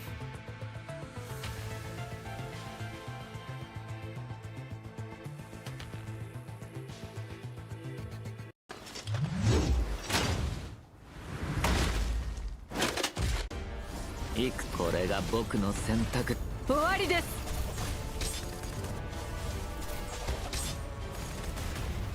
逃げも隠れもさせないよ。最後のな、哀れで無駄な天才的なタッチ。 Lore 生死 accurate の輪 fight. 廻よ。生死競争、安寧の時。 Lore accurate.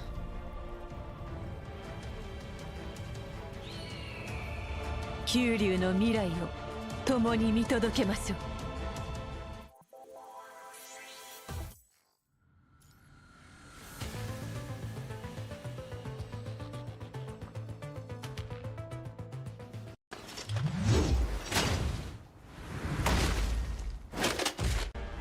これが僕の選択。終わりです。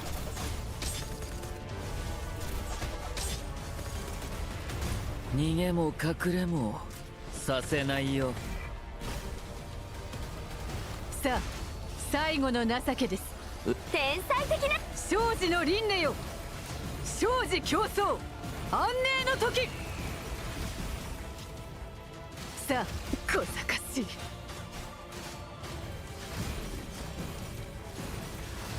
さあとは最後の情けです。天才的なタッチ。生死の輪廻よ、冠をまとえ。生死競争安寧の時。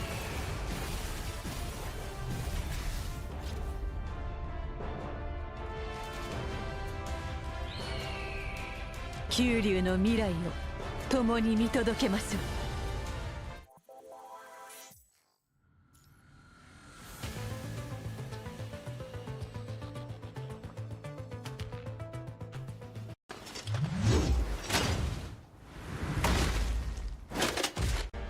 状況を把握でき。終わりです。 What a parry.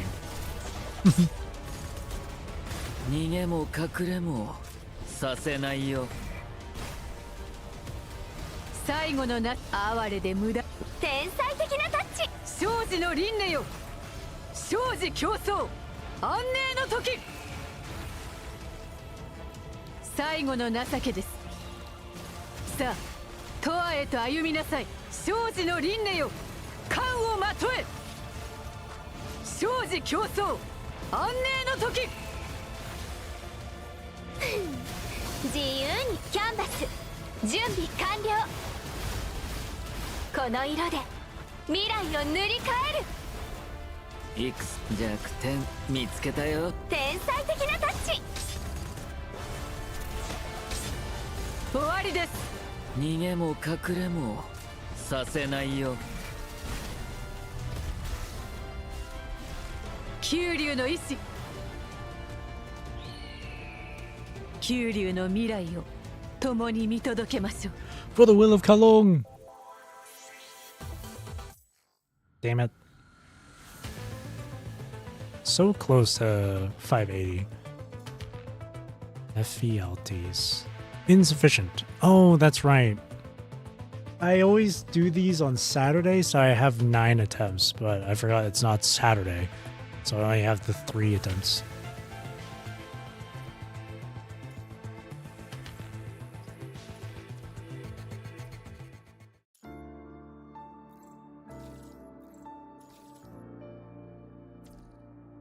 Okay. I still do want Bianca's weapon here.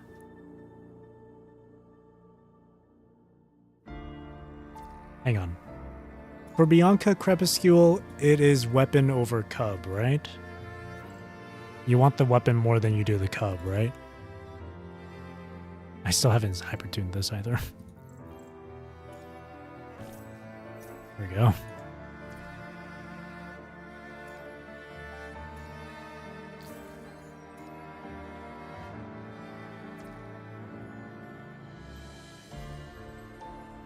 She doesn't need either? I see.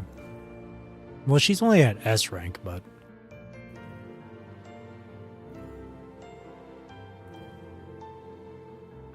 Okay, you know what? I guess I could just leave her alone.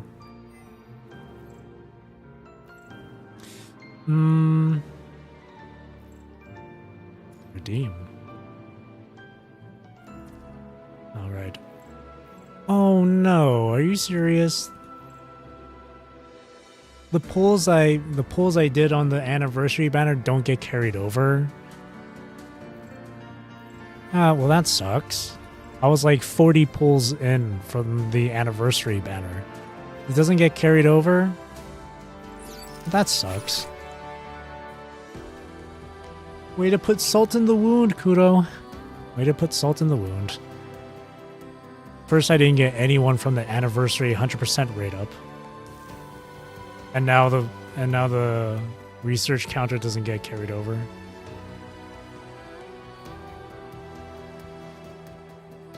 Weapon adds more damage to her core passive adult. Rotation doesn't change regardless. That sucks.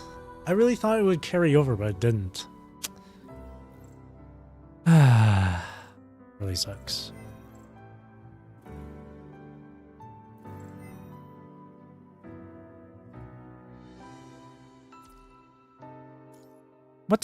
What should be more priority here? Should I just try and get a signature weapon for Hanying or Selena?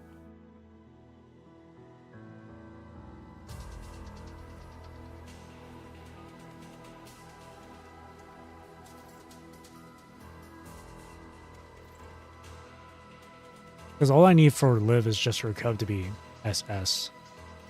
You got everything else for Liv. So Liv is essentially good to go.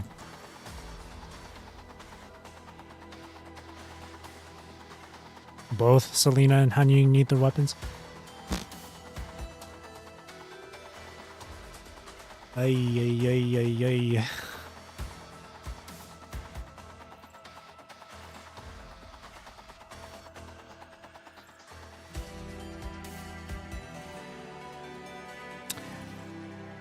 I feel like in between these two, Selena would probably need it the most. Like I think I'm okay with Hanying for now. Hanying becomes more comfy to play with. Oh my god! Between the two, who'd be more important? Because I'm thinking Selena, since she's the main DPS.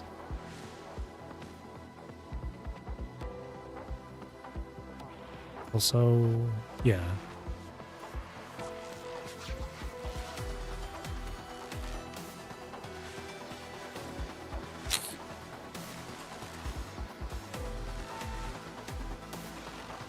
Because Bianca should be okay without her weapon. But then again, oh no, I'll just wait until I get her to SS.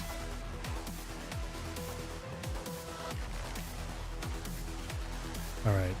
Maybe I can try and pull for Selena. Or, okay, so Selena weapon.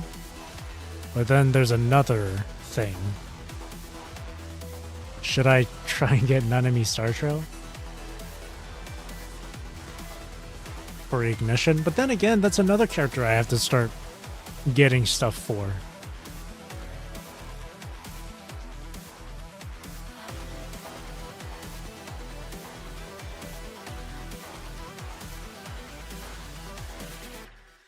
Oh, I missed the triple sync I miss the sync patches now. I really miss them right now. Braver's next banner. Fuck.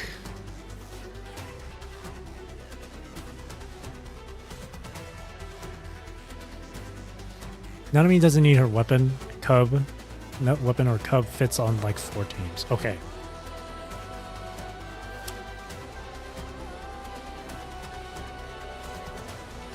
Well, I'm not putting her on my Lightning team, because I will never replace my Vera Garnet. I don't care. Vera is here to stay. I don't care.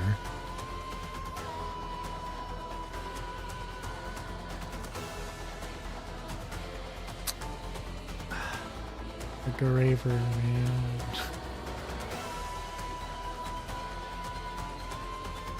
The Graver, bro. I'm like on a mission to get like all 3 of Vera's frames to SSS plus. I mean, I've already done it with this. The only thing she's missing is a 6-star weapon, but... And I'm like I'm inching my way closer to this. Like I'm trading my vouchers in for more shards. So... Like hell, even her Wrathfang is at SSS.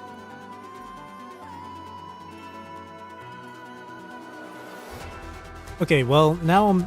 So between 2 things, Selena weapon or... Star Trail?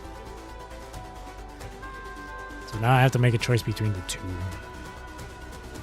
Star Trail for Ignition. Selena just to make physical team less painful.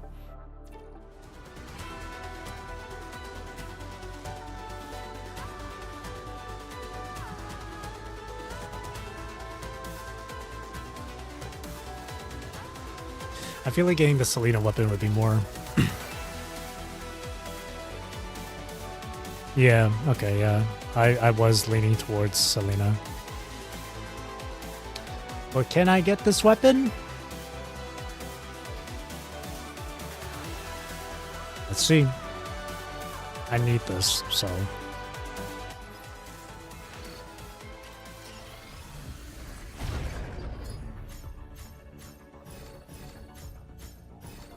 I can't tell if that was it or not.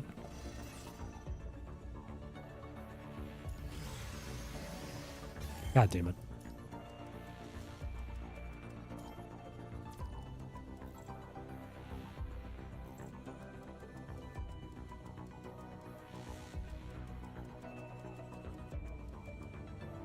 Nine away from pity.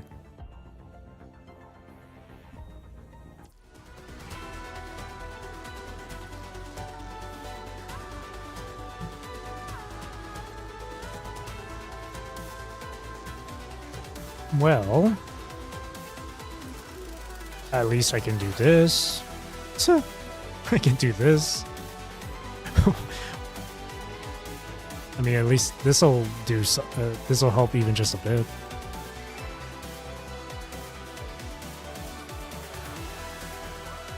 There.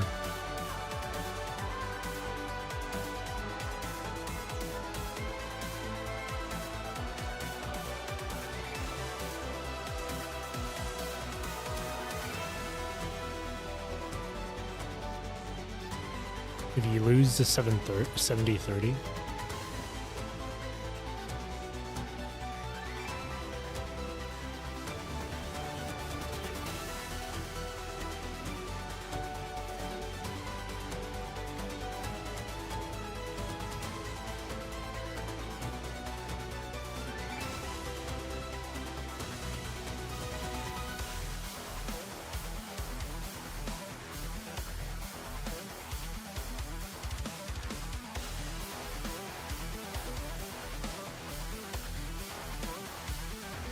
Yeah, it's 80.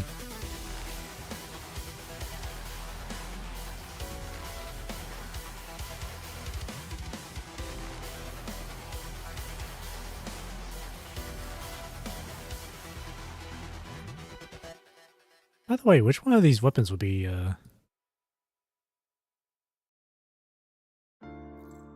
good for Vera? Oh, sorry, y'all. That's what it was.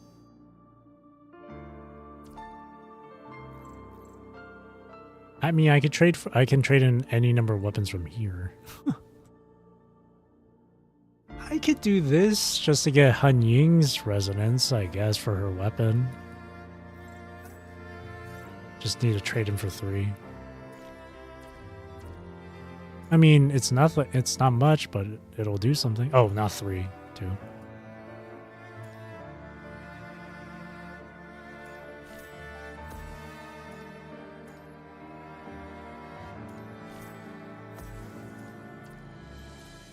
It'll do something, at the very least.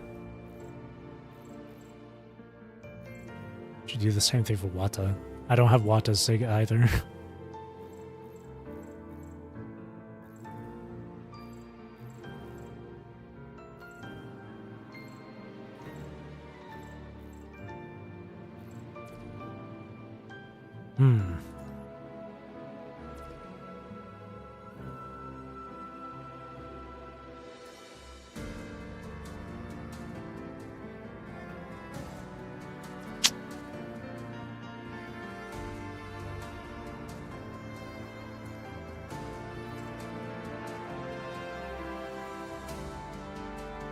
I'm gonna have to do this, that little mini game, this Pac-Man mini game, like maybe like off stream or something. That way I can try and get, Teddy. Because I haven't been doing this. I have been doing special dispatch though.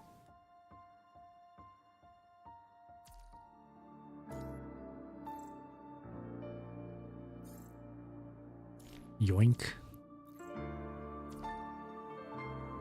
Alrighty. I'll call it a night from here, and I'll finish up the chapter tomorrow, as well as do Norman after finishing the chapter tomorrow. And then Sunday will be a break. But then Monday and Tuesday will be Wuwa, since 3.0 is out. Luckily, I haven't been seeing any spoilers at all, even on Twitter, which is a surprise to me. So far, all I've seen is just people roaming around the new area and stuff, especially on their bikes. But I haven't seen anything in regards to the story, which is really good. Really good for me. Yeah, I'll play Wuwa on both on both Monday and Tuesday next week. And I'm excited to play Wuwa 3.0. But first, I gotta get through this PGR chapter.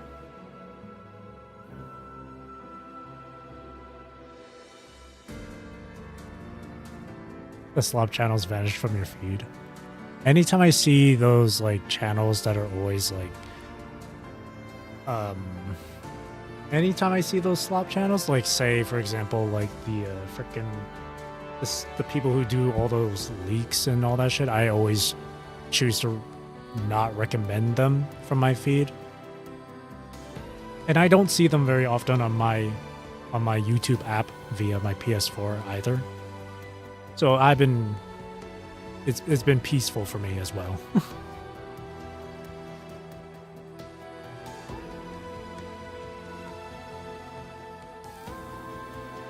And on that same regard, I haven't really seen much about the PGR chapter as well, aside from it being pretty good. I've seen a few people saying it's been pretty good thus far. And it has been. I'm only halfway through it, and it is really interesting so far. I'm really, really enjoying this one. Super good. Super good.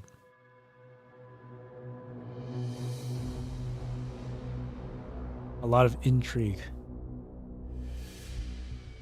Remember when Hassan was saying we have a new issue or a new threat, they and whatever? And Nicolo's like, who's they? And then Hassan goes, don't worry, I got a plan. Trust the process. Trust in the process. It makes me wonder, I guess the they thing, maybe something relating to the whole mind stuff, or something relating to Wano here. Maybe Wano is part of the whole they group. Or maybe they refers to the mechanoids, because they did have a little thing happening at the end of chapter 37, which was the attack on Babylonia.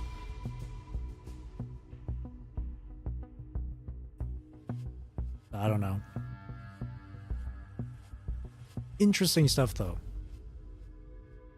I like these sort of detective mystery things here. It's really cool stuff.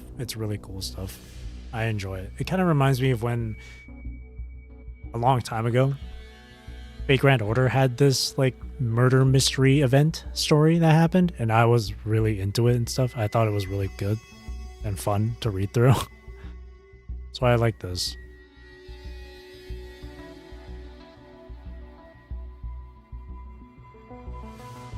Yeah, a lot of factions are making their moves. Soon we're going to see more on, and later on down the line, we're going to see more on the ARU with Rosetta, and then there's stuff with Kamui, and then a new alpha frame. I just want to see more stuff with Actilec. Remember, if you can remember the end of Aeon Reforged, there was that little moment involving Changyu and Jamila or whatever, involving Actilec. But then we never hear from that again. I need something, man. new Sophia frame or something, man. Give some shows. Give the spotlight to Sophia or Chang Yu, or maybe someone entirely new that's part of Actilec. I don't know, just something Actilec related, something Aslam related. I need it. I gotta have it. Especially after me going through recently the Eternal Engine chapter that I uploaded and stuff, it made me really want more Actilec related content. So